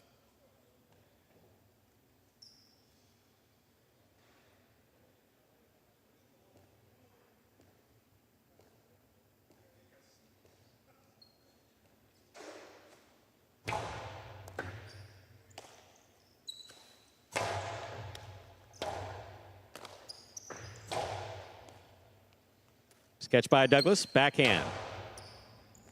Higher on the Robote. Scoop by Jairo. Here's the backhand. 0.1. One with 4 points. Here's post 2. Manu.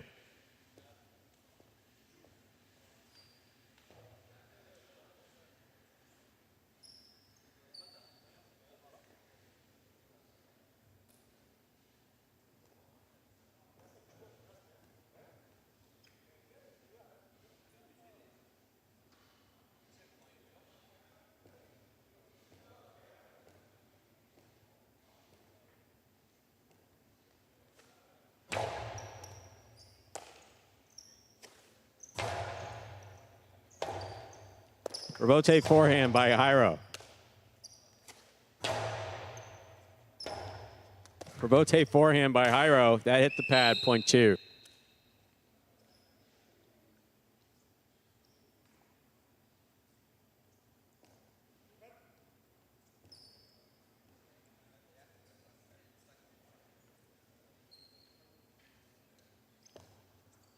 Receiving, Orat.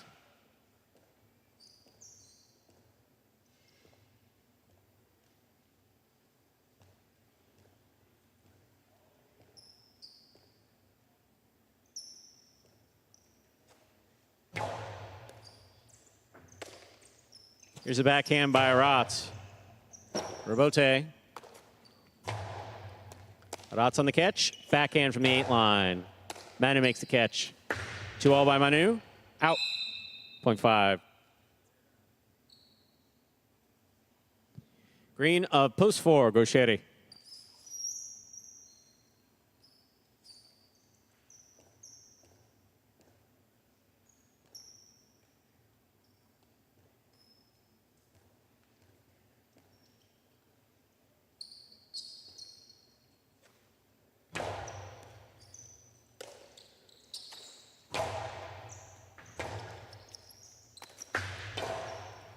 Here's the catch. Hard throw. There's the backhand by Aratz. Catch by Aratz. 2-all. Scores. 0.5.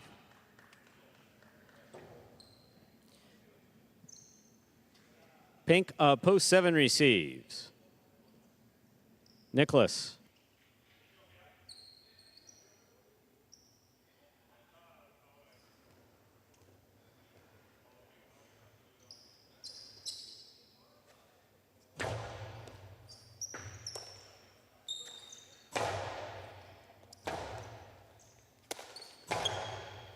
Catch by Nicholas. Hard throw to the inside. Great effort by Aratz. Tremendous effort by Aratz. 0.7. Receiving post 6, Manny.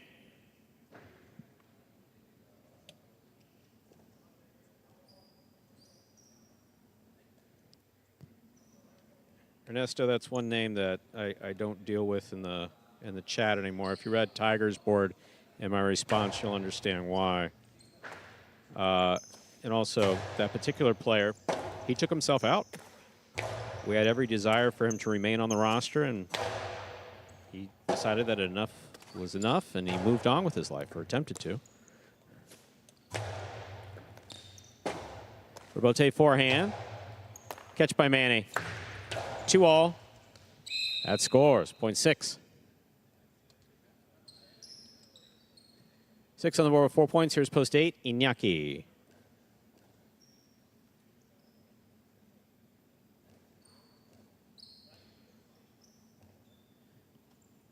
Jatna, you're 100% correct. That is what has always made Jai-Alai unique. Always. You are 100% correct with that. Any one of a dozen different intangibles. Backhand by Inaki. Robote coming out.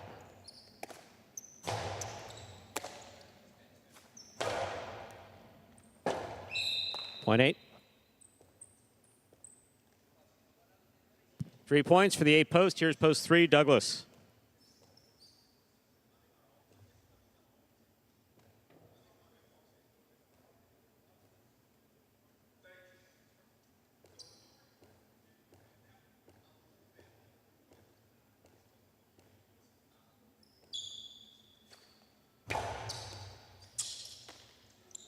There's a backhand by Douglas. Here's a backhand by Douglas again.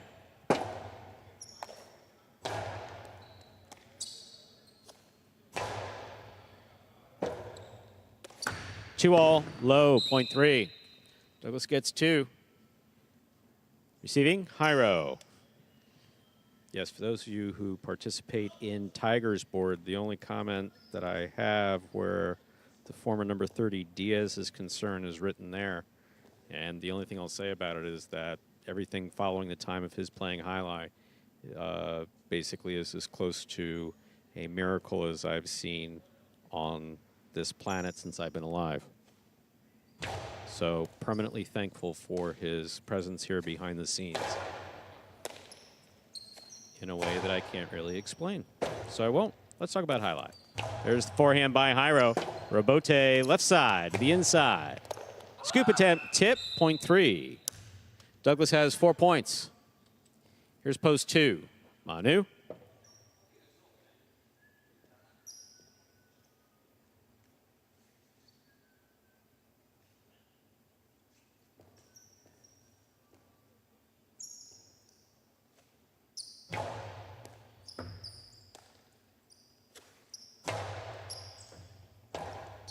Robote forehand by Douglas. Philo, read by Douglas, stopped by Douglas. Douglas from the forehand. That's a powerful right side crossing and scoring. 0.3.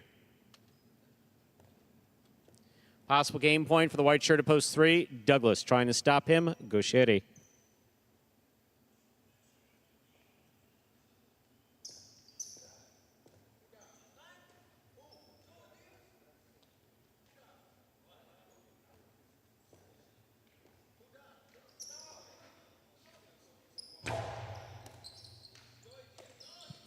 Backhand by Gaucheri. Rebote forehand by Douglas, powerfully thrown. Gaucheri switches to the rebote. Douglas, beautiful catch at the 7 line. Backhand, thrown just over Gaucheri's head. Sherry to the inside. Douglas on the catch.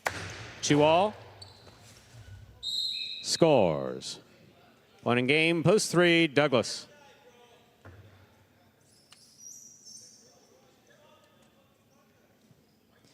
Five, 6, 1, and 2. Pair off and play off for second and third place. 5 first serves to 6.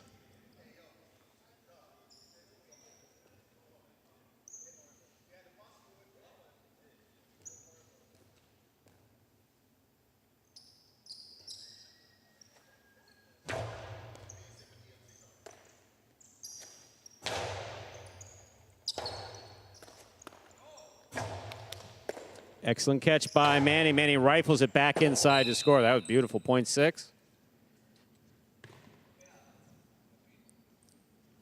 1 serves 2 winners. Point meets 6 in the continuing playoff for second and third. I agree with you, Ernesto. For several years.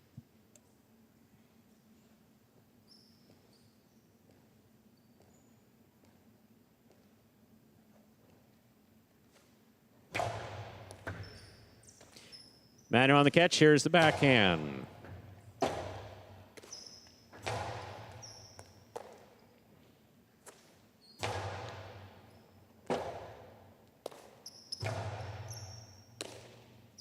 Here's the backhand by Manu. Jairo's there.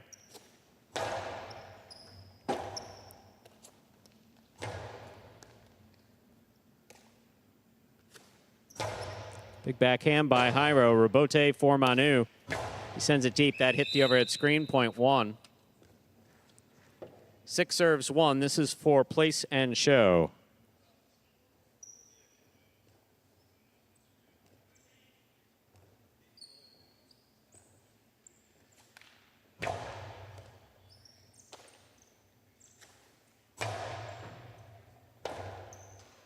Rotate forehand.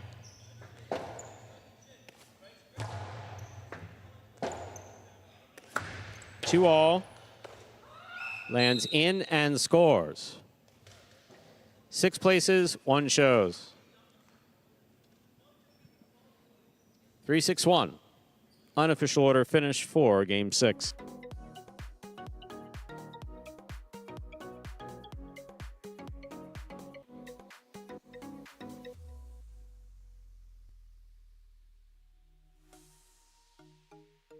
Results from Game 6 are official. Coming in first, post 3, Douglas. Taking second, post 6, Manny.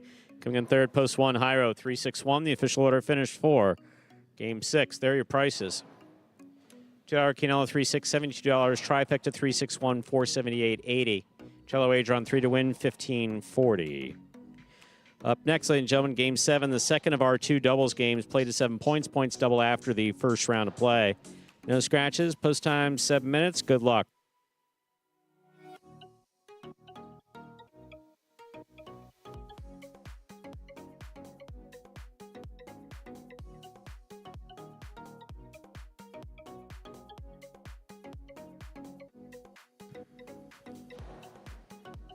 Andrew, question for you. Yeah, what are you going to ask me? By definition, I view myself as someone who is tough but fair. I'm not trying to put you on the spot. Yeah. Okay. I mean, you've now seen me around, specifically in this environment. Also, I guess, kind of in my personal life, but specifically here. Yeah. Is that accurate? Yeah, I would say so. Okay. So I have a high degree of belief in systems that are fair, in the fairness of systems. And I've already stated earlier that, you know, what we asked the 2018 players wasn't fair, but we compensated them for it. Oh, wow. Look at those high fives. The good news just keeps rolling in, folks. 2 and 5 alive in the high five.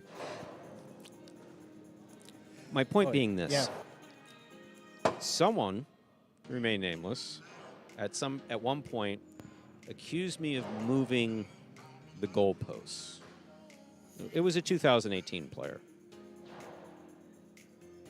And basically what he was referring to, and he made a very, very, very good argument. You know who I'm talking about. Oh, yeah. And he said, in 2018, we kind of figured it out the best we could. But if you would have told me in January of 2018, even though he came in March of 2018, if you would have told me in 2018 that we're taking a field trip to Jai-Alai and that within 3 years I need to be able to play against those guys for money, I would have told you, no, I don't think I'm going to be able to do that. And that's what I mean by moving the goalposts. Originally, when those of us who were here the first year signed up for it, we signed up for playing against each other.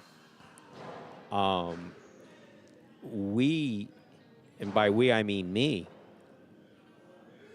I didn't think that that was sustainable as far as the business product was concerned. So first came in Douglas, and then Douglas ran away with it. Then towards the end of Douglas's tenure, we brought in Ron, and Ikeda, which then gave Douglas a bit more competition, but that then opened the door to players with some experience. Ikeda didn't have much experience, but he had some experience. And then that then opened the door to more players with experience, more players with experience, more players with experience. But what that does is, and Andrew has seen this firsthand, is that triggers my sensibilities for fairness. And I'm not going to tell you who I've had this argument with, but I have had this argument that we are torn between putting the best we can on the court, competition-wise, and remaining true to those guys that we asked to start in 2018. It's been a tough, every year it's tough. It's only gotten tougher. Every year it's tough. I mean, it's tough because this is people's livelihood, and this is, this is what people do for a living, and sometimes it's hard as hell to walk through that back door. I mean, I can't imagine if I was having a off day, and having to play. It's just, this is a very tricky balancing act here with all that's going on, trying to prove the viability of the program. Hey, it's Ikeda to lighten things up. Ikeda always has a way of lightening things up. Sure, help yourself to help yourself. So one, he does have an infectious laugh. Two, he just did steal water. Anyway, do you have an opinion on this? Yeah. I don't know. My opinion may not be the popular one. I just believe in life, not even in your job. There's two things that you can control, and I didn't come up with this. You can control your effort and your attitude. Yes, 100%. And I think that yes, if I were not in this position, I would feel the same way about some of the effort. And I do feel the same way. I'm in this seat, and I do feel the same way about some of the effort. But what I will say is I think you're mentioning the whole program, from the start, and these guys at the bottom. The thing that I admire about these guys, especially in the early games, is their effort consistently, because they get beaten down, they get knocked down, sometimes they just get straight up abused in some of these doubles, man. They're firing Philos. They have no chance. 100%. And guys like, Juice, always in here practicing Wednesdays, Thursdays. Tennessee, always in here practicing. CRB.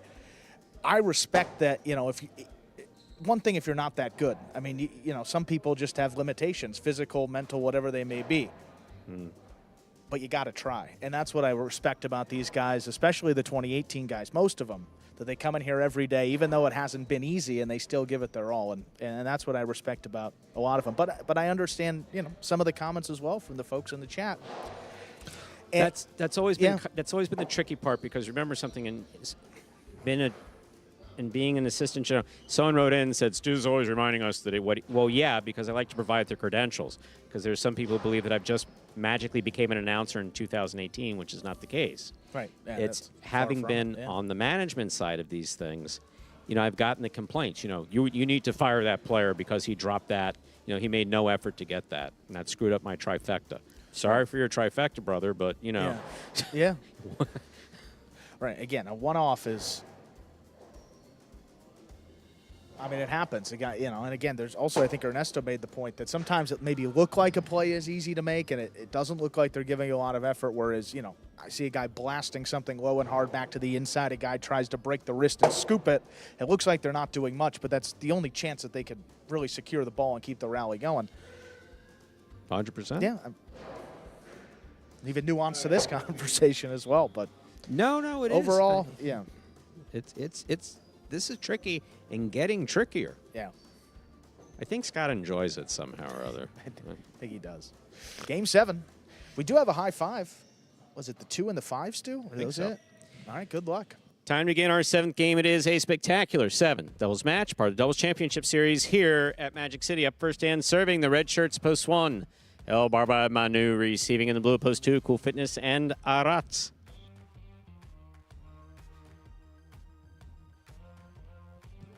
El Barba serves. We begin.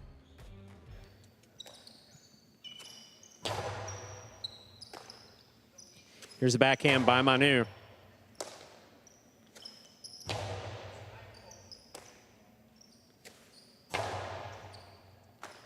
Here's the backhand by Arats to the inside. Beautiful catch by Manu. Backhand.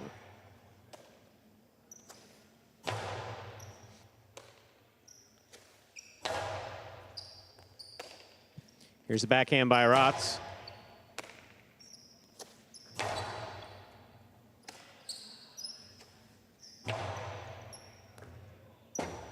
Rebote left side by Manu. Arats moves up from the outside. Inside placement from the costado. Stopped by Manu. Here's the backhand.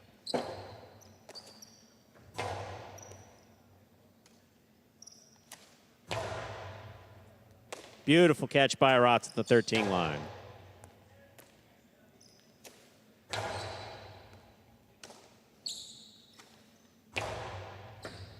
Manu, tip ball, point 2.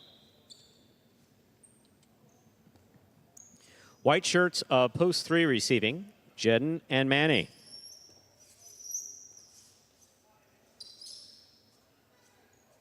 Where is everybody in the cage?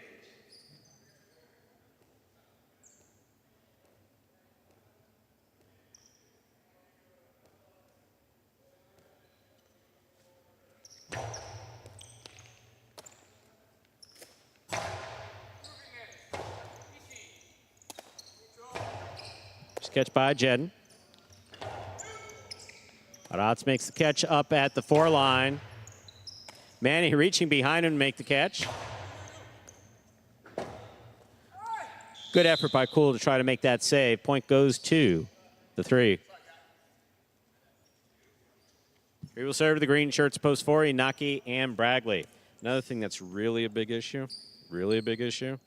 is our structure here. Everybody making the same base salary, and then all the money that can be made is in the prize money for both Battle Court and Pelota. Drop shot scores, point 4. Receiving the black shirts of post 5, Hyro and Tennessee. And that definitely plays into that. I mean, if you had to think about your own career in how you budget your monthly grocery bills, especially now, that's a big topic of conversation, obviously. And players get paid every 2 weeks, and there can be well over $1,000 difference between what they make this pay period and the next pay period based on how they and in Battle Court their teammates are playing. There's a lot going on back here that needs to be balanced. And we do a good job. For the most part, we do a very good job. We care. Here's backhand by Tennessee. Catch by Hyro.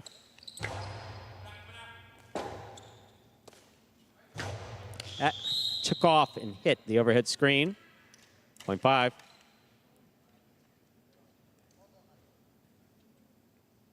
Yellow shirts, post 6, CRB and Benny receive.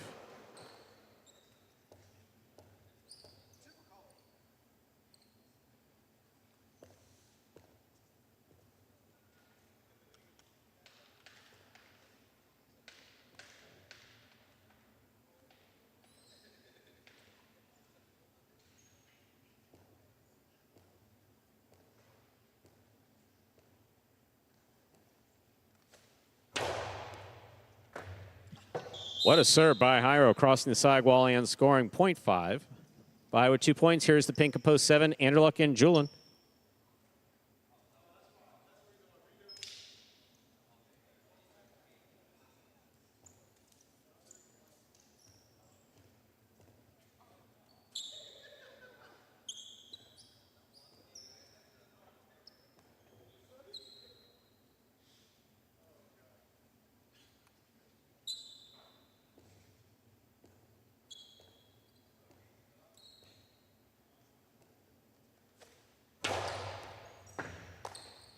Here's the backhand by Julin.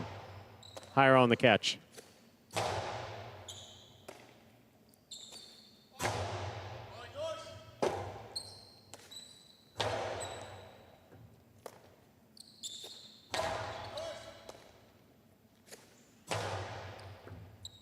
Robote, forehand by Anderluck.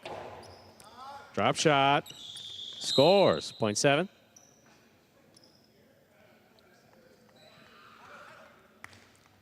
Here now to complete the first round and receive. Purple shirts up, post 8. Kata and Ben.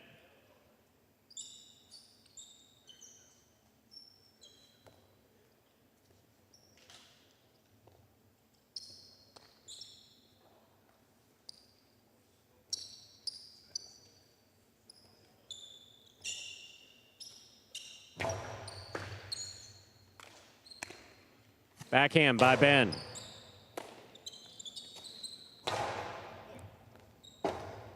Robote forehand.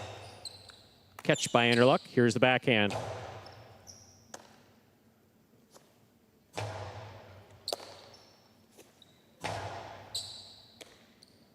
Backhand by Ikeda.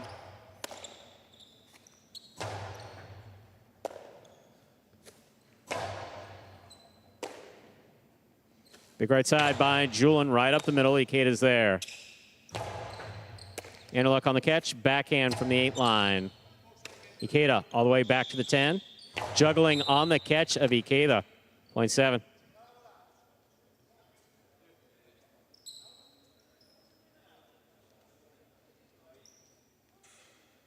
We've completed the first round of play. Matchups are worth 2 points. El Barba Manu receive.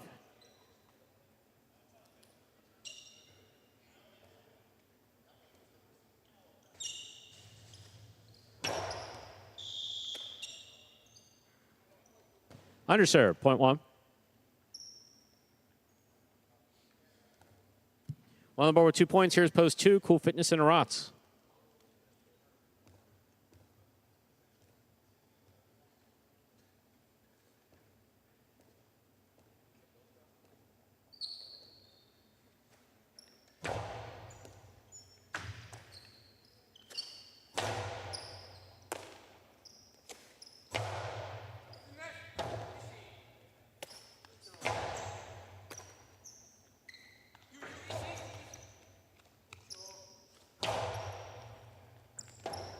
Robote left side. Big bounce.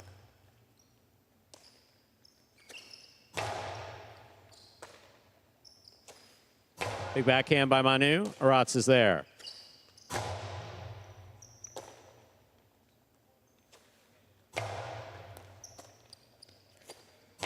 Big backhand by Arats. Robote coming out. El Barba. Karam Robote. Arats makes the stop. Karam. El Barba got there but could not bring it in. .2. 2 on the board with 3 points. Here's post 3, Jedden and Manny.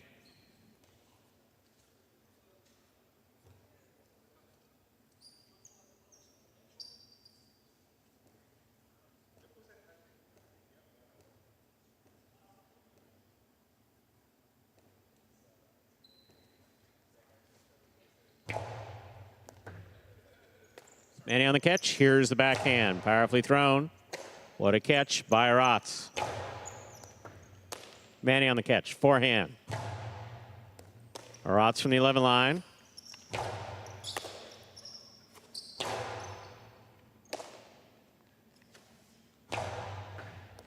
Manny on the catch. Forehand from the right side.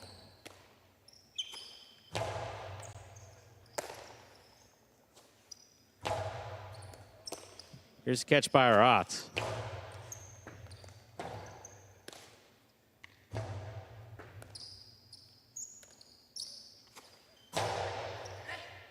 Manny on the catch. Rotz looking for Bote at the 9 line, puts it low and inside. Jedden's there.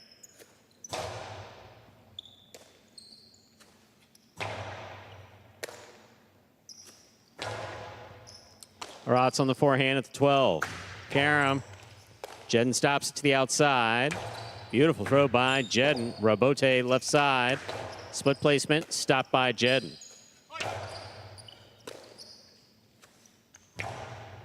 Jedden, backhand from the 7.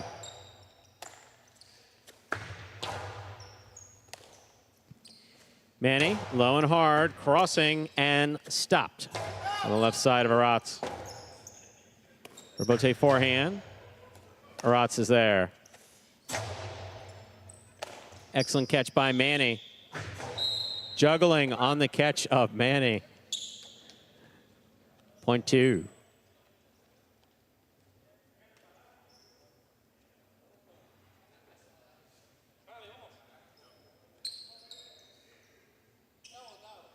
Possible game point, blue at post 2, Cool Fitness and Rotz. Trying to stop them, Iñaki and Bragley.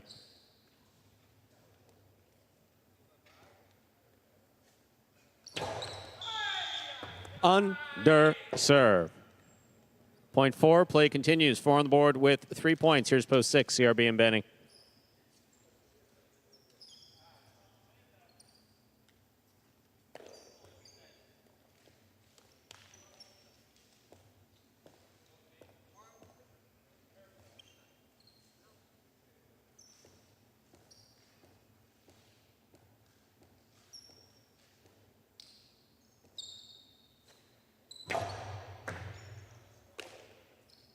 There's a backhand by Benny. Catch by Inaki.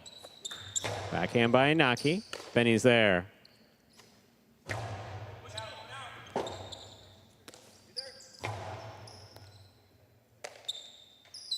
Big right side by Benny.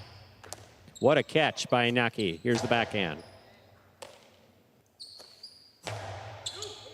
Bragley, backhand from the 11 line. Mid-court placement, stopped in the air by Benny. Benny from the forehand. Inaki's there. Benny down low, backhand from the 9 line. Bragley has it on the forehand at the 12.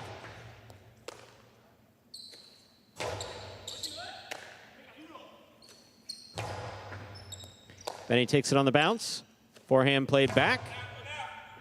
Robote, that rebound off the back wall, played to the inside. Here's Benny. In and out of the cesta, the ball goes. Point 6, 6 team on the board with 2 points. Here's post 5. The Black Shirts return Jairo and Tennessee.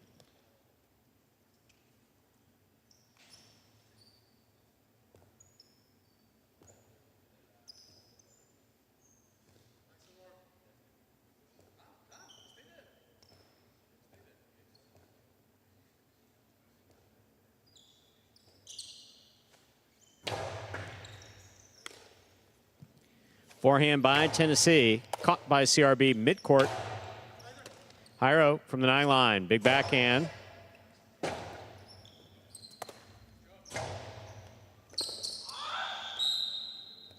Point 6.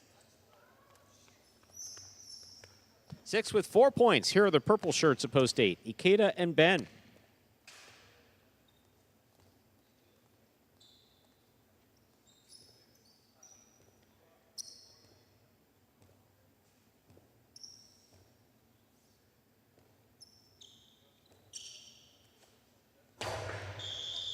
Under serve, point 8.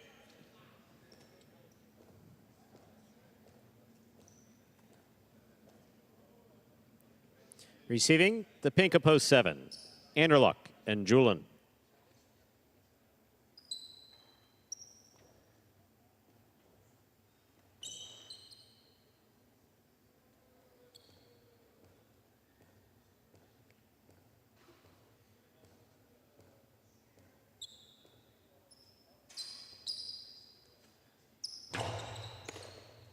Anderluck picks a serve.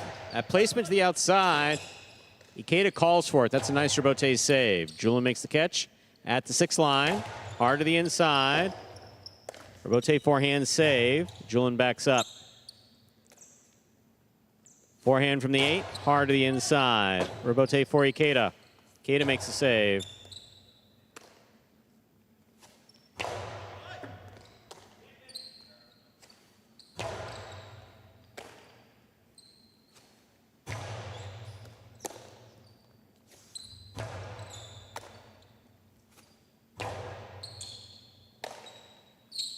Forehand by Ben. Here's Julian. Forehand from the 11 line. Ikeda's there. Backhand.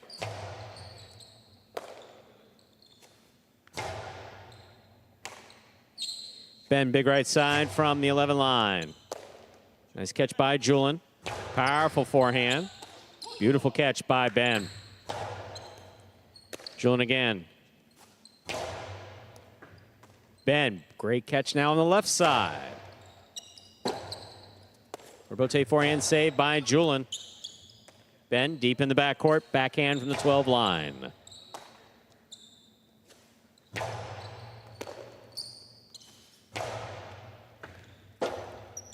Robote left side, big bounce.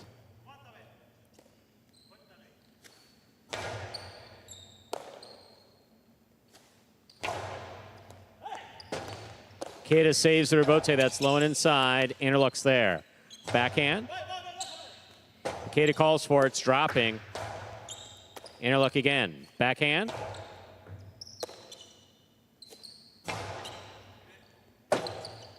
Robote forehand by Julian. Here's Ben. Julian from the 11 line. Ben deep in the backcourt.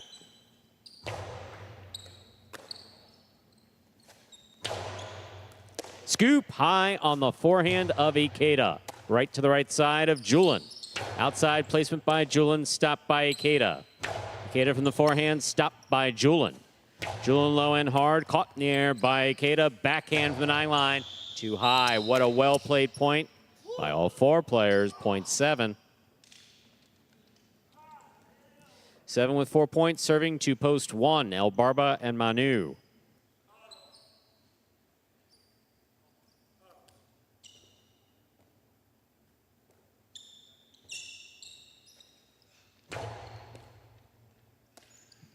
Here's Manu on the backhand.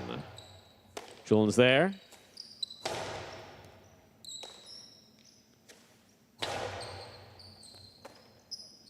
Backhand by Julian.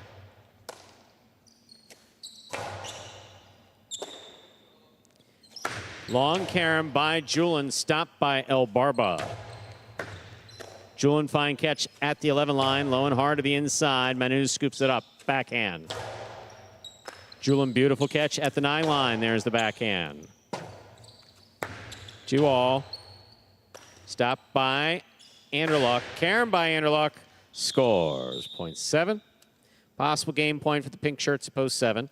Anderluck and Julian trying to stop them. Jedden and Manny.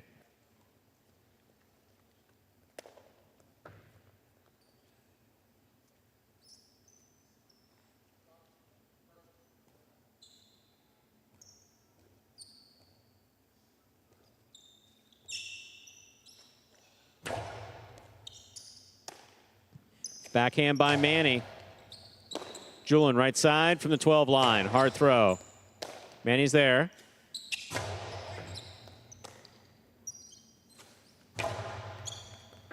What a catch by Manny in the corner on the left side. Here's Julian. Jedden, midcourt, backhand. Powerfully thrown. Robote. Robote forehand just missed on the right side of Anderluck. Point 3, play continues. 3 with 3 points. Returning with possible game point, Cool Fitness and Arats.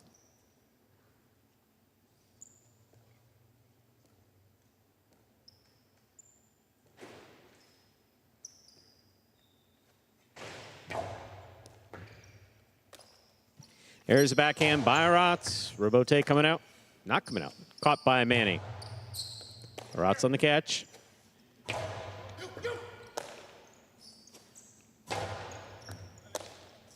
Here's the backhand by Rotz.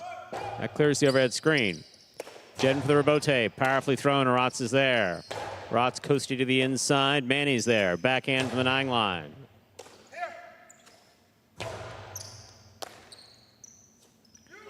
Picada. Stopped by Rotz to the outside. Big right side. Here's Manny. Long cortada. Stopped by Rotz. Backhand from the 8 line. Rebote coming out. Point and game, post 2. Cool Fitness and Rotz. 7 places, 6 shows. Unofficial order finish 276. Price will be up in a moment.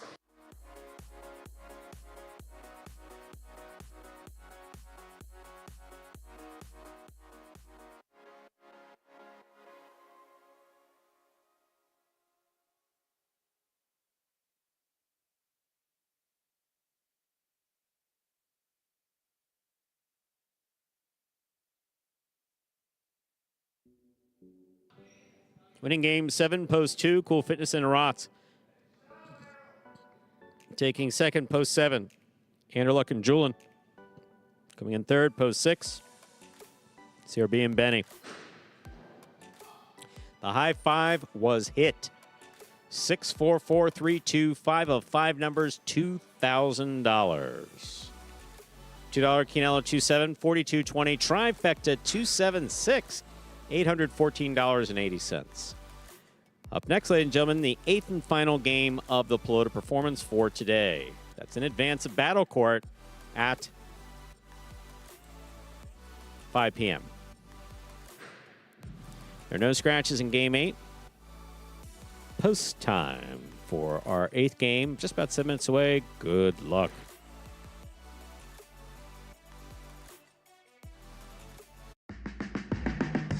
Remind me of Hustle City, man. Everybody got more than one gig. One stop, boy, $20. I'm not your neighborhood Uber driver. I do luxury. And then I have another job. I play Jai-Alai. I have this crazy idea. Do you think we could send something out to all the ex-athletes for the last 20 years and say, we're looking to hire and train highlight players? When I first got the email, I thought it was pranking me. I need some clarity on this. I went on YouTube and I Googled highlights. I was like, Jai-Alai. They paying us, man, and we can win big money. Let me see what this is all about. That's what you gotta do. Get some money. The players taking the court are all athletes you may recognize. Baseball, football, track and field. Having the work, play Division I sport, and then I had a child on the way, so I dropped out. The crack era was tough. Sports in general was a way out of our environment. It's really game time now, man. Blood, sweat, and tears. We got the streets on fire. This is gonna be the first time that my kids will be able to sit in the audience and root for their father. Who wants it more? This is a sacrifice I think is going to pay off in the end. This is a dream for me. I gotta win. Can't get drama better than this. Highlight became the new hustle. Let's get ready to play.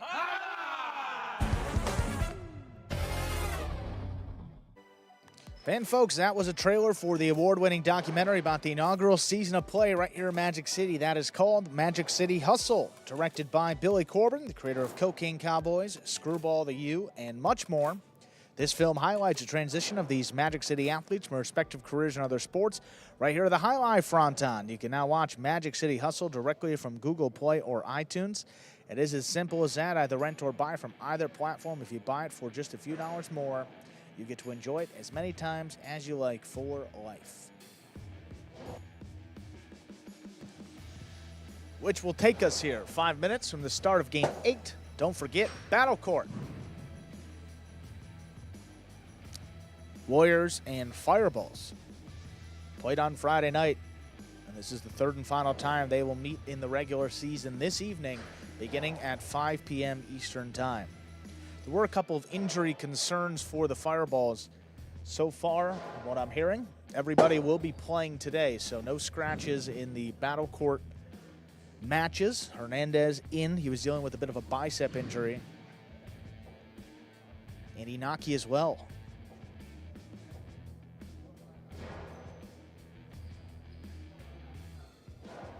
So both of those guys will be playing in their scheduled matches. And let's give you the 6 matches to be played on this Monday night. Not a standard game day here. We will have 1 singles match and 5 doubles, so 8.5 points will be up for grabs this evening. We get started with Ferronda and Amigarena against Douglas and Julian, then Inaki and Cabrera against Correa and Nicholas. Then Hernandez and Julian will compete in singles. 3 doubles matches in a row to close it out. Jedin and Ferronda against Correa and Manny.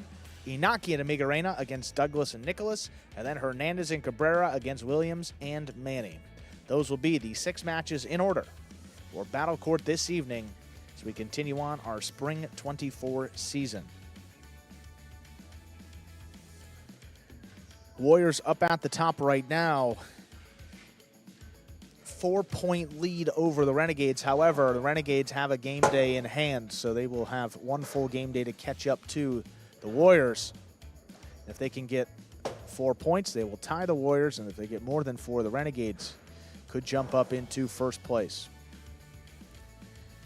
At the end of our regular season, every team will have played, I believe it's 15 game days this season. You play each of your 5 opponents 3 times. Every doubles team plays their same ranked opponent twice. Singles, 2nd through 5th division, you play everybody once. The top division in singles, you play each opponent 2 times. That's the schedule here. Spring 24 Battle Court. The top 4 finishers will make the playoffs. If the season were to end today, it would be the Warriors against the Devils and then the Renegades against the Chargers in our 2 playoff matches. The higher seeded team of the 2, meaning the 1 or 2 seed in the semifinal, the advantage this season is in the event of a tie, so all 6 doubles teams will play. If through those 6 matches, one team wins 3 and the other team wins 3, there will be a 1-set tiebreaker chosen by the higher seeded team. And we'll determine which team will advance to the championship.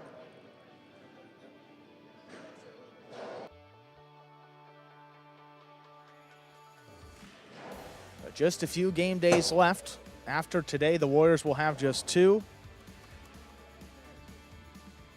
3 for the Chargers, 4 for the Renegades and Devils and Cyclones, and the Fireballs with just 3 as well after today. So not many game days left in our regular season. 1 semifinal will be played Friday night.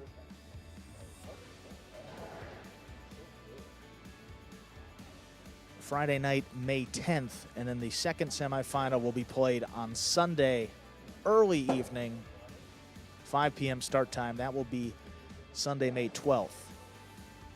And our championship will be the following Friday, May 17th.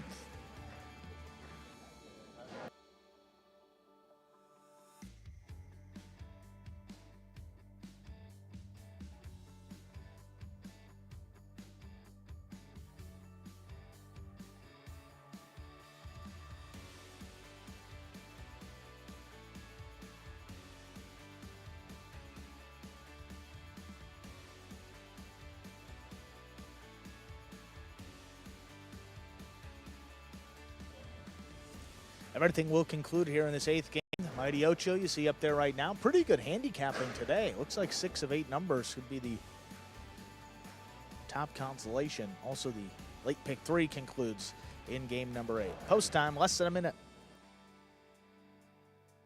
I like the way you've adopted that less than a minute philosophy. It's easy. Yeah, really simple. I'm all about simplicity. In some things.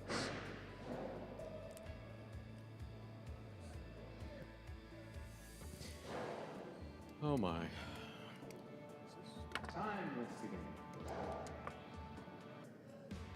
Ladies and gentlemen, time to begin our 8th and final game of the afternoon. It is a spectacular 7. Singles match, played to 7 points. Points will double after the first round of play. Up first and serving, the red shirt at post 1, Inaki. Receiving blue at post 2, Arat.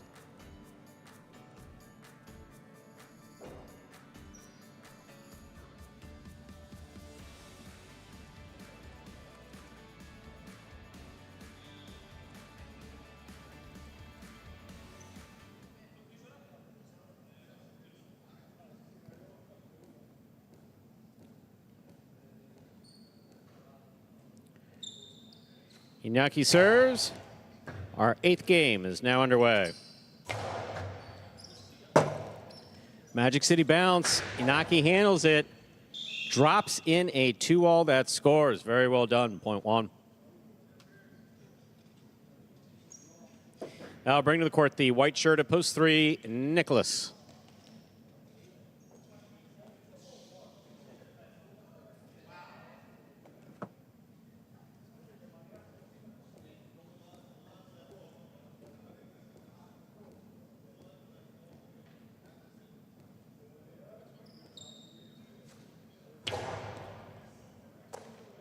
Here's a backhand by Nicholas.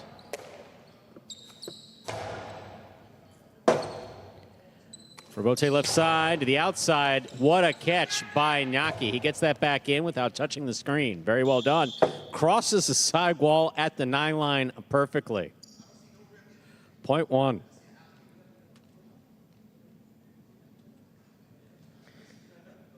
I'll bring to the court the green shirt of post 4.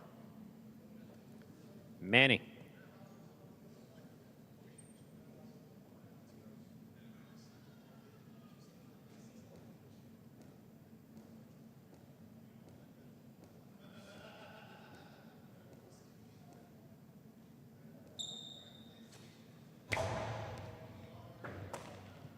Backhand by Manny.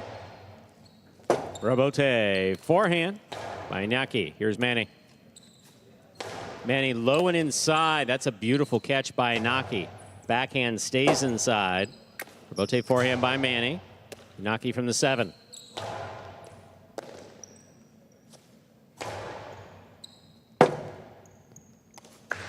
Costello 2-all. Stopped by Manny. Manny goes high. That will land in and score. Point 4. Black shirt at post 5. Manu receives.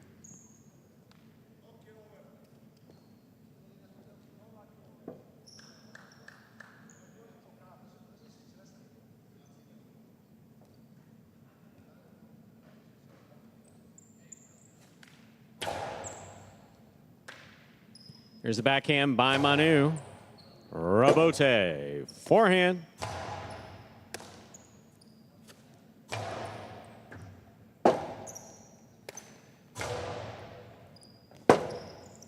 Robote left side. Costello 2-all. Oh, that's point 5.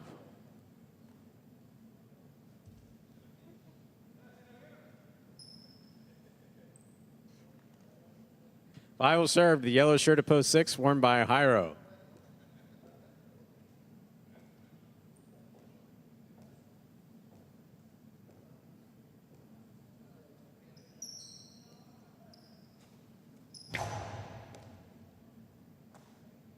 Here's the backhand by Jairo. Manu's there.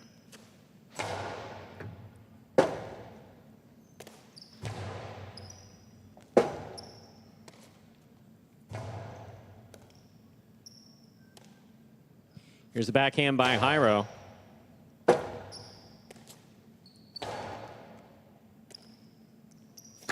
Two all. Stopped by Manu. Juggling off the catch of Manu. A lot of juggling today. My, oh my, 0.6. No, if they see it, they got to call it 0.6.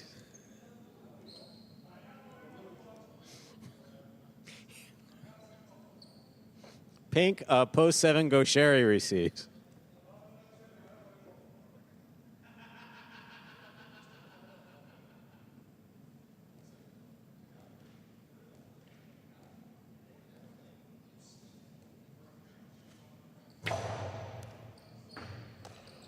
Here's the backhand by Gaucheri. Caught low by Jairo. Here's the backhand. Robote.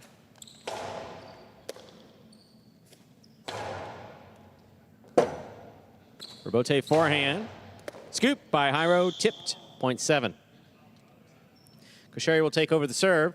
Here now to receive and complete the first round of play. The purple at post 8. Douglas.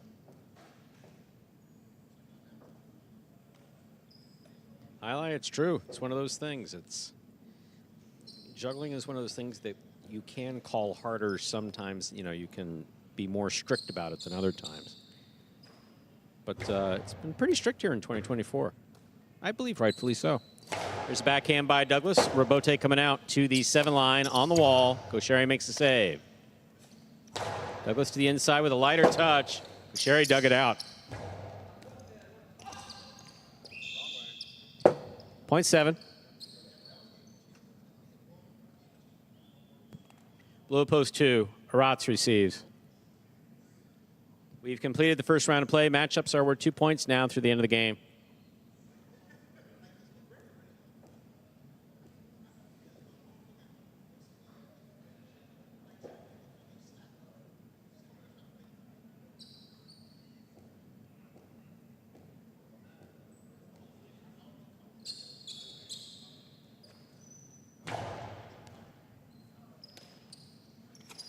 There's a backhand by Aratz.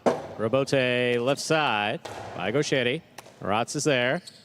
Losalo 2-all opens wide and scores. That's beautifully executed by Aratz, point 2. White shirt, post 3. Nicholas receives.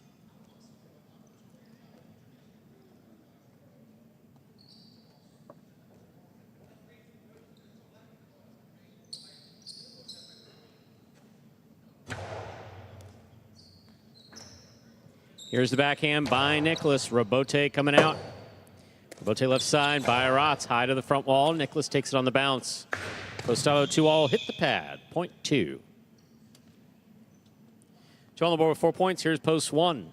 Iñaki.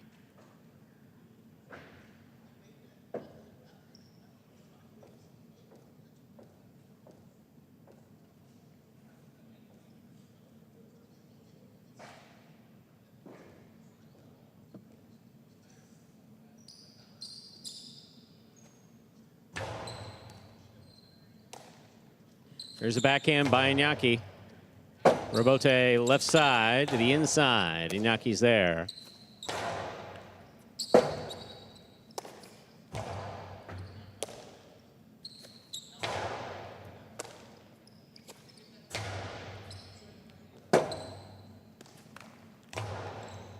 Aratz on the catch. Costado to the inside. That scoop attempt is tipped, but the throw would have been beautiful. Point 2.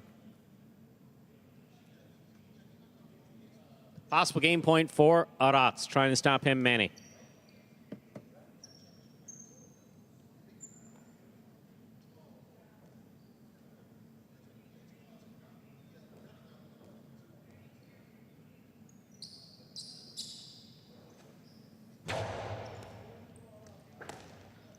Backhand by Manny. Robote coming out.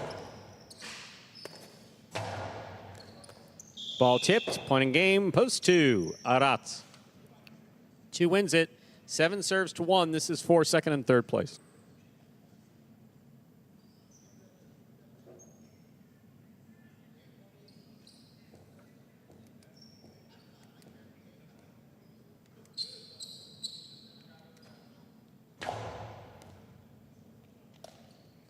Backhand by Iñaki.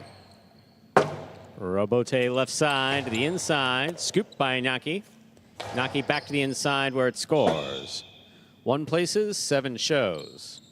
Unofficial order finish 217. Your prices will be up in a moment.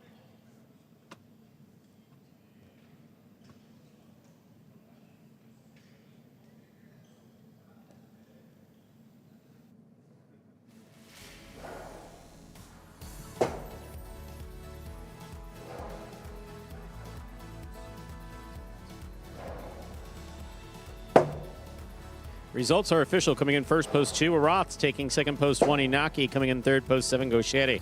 217, the official order finish for game 8. 5 of 8 in the mighty Ocho, going for $9.20. $2 Quinella, 1-2, $17.80. Trifecta 217, $324.20.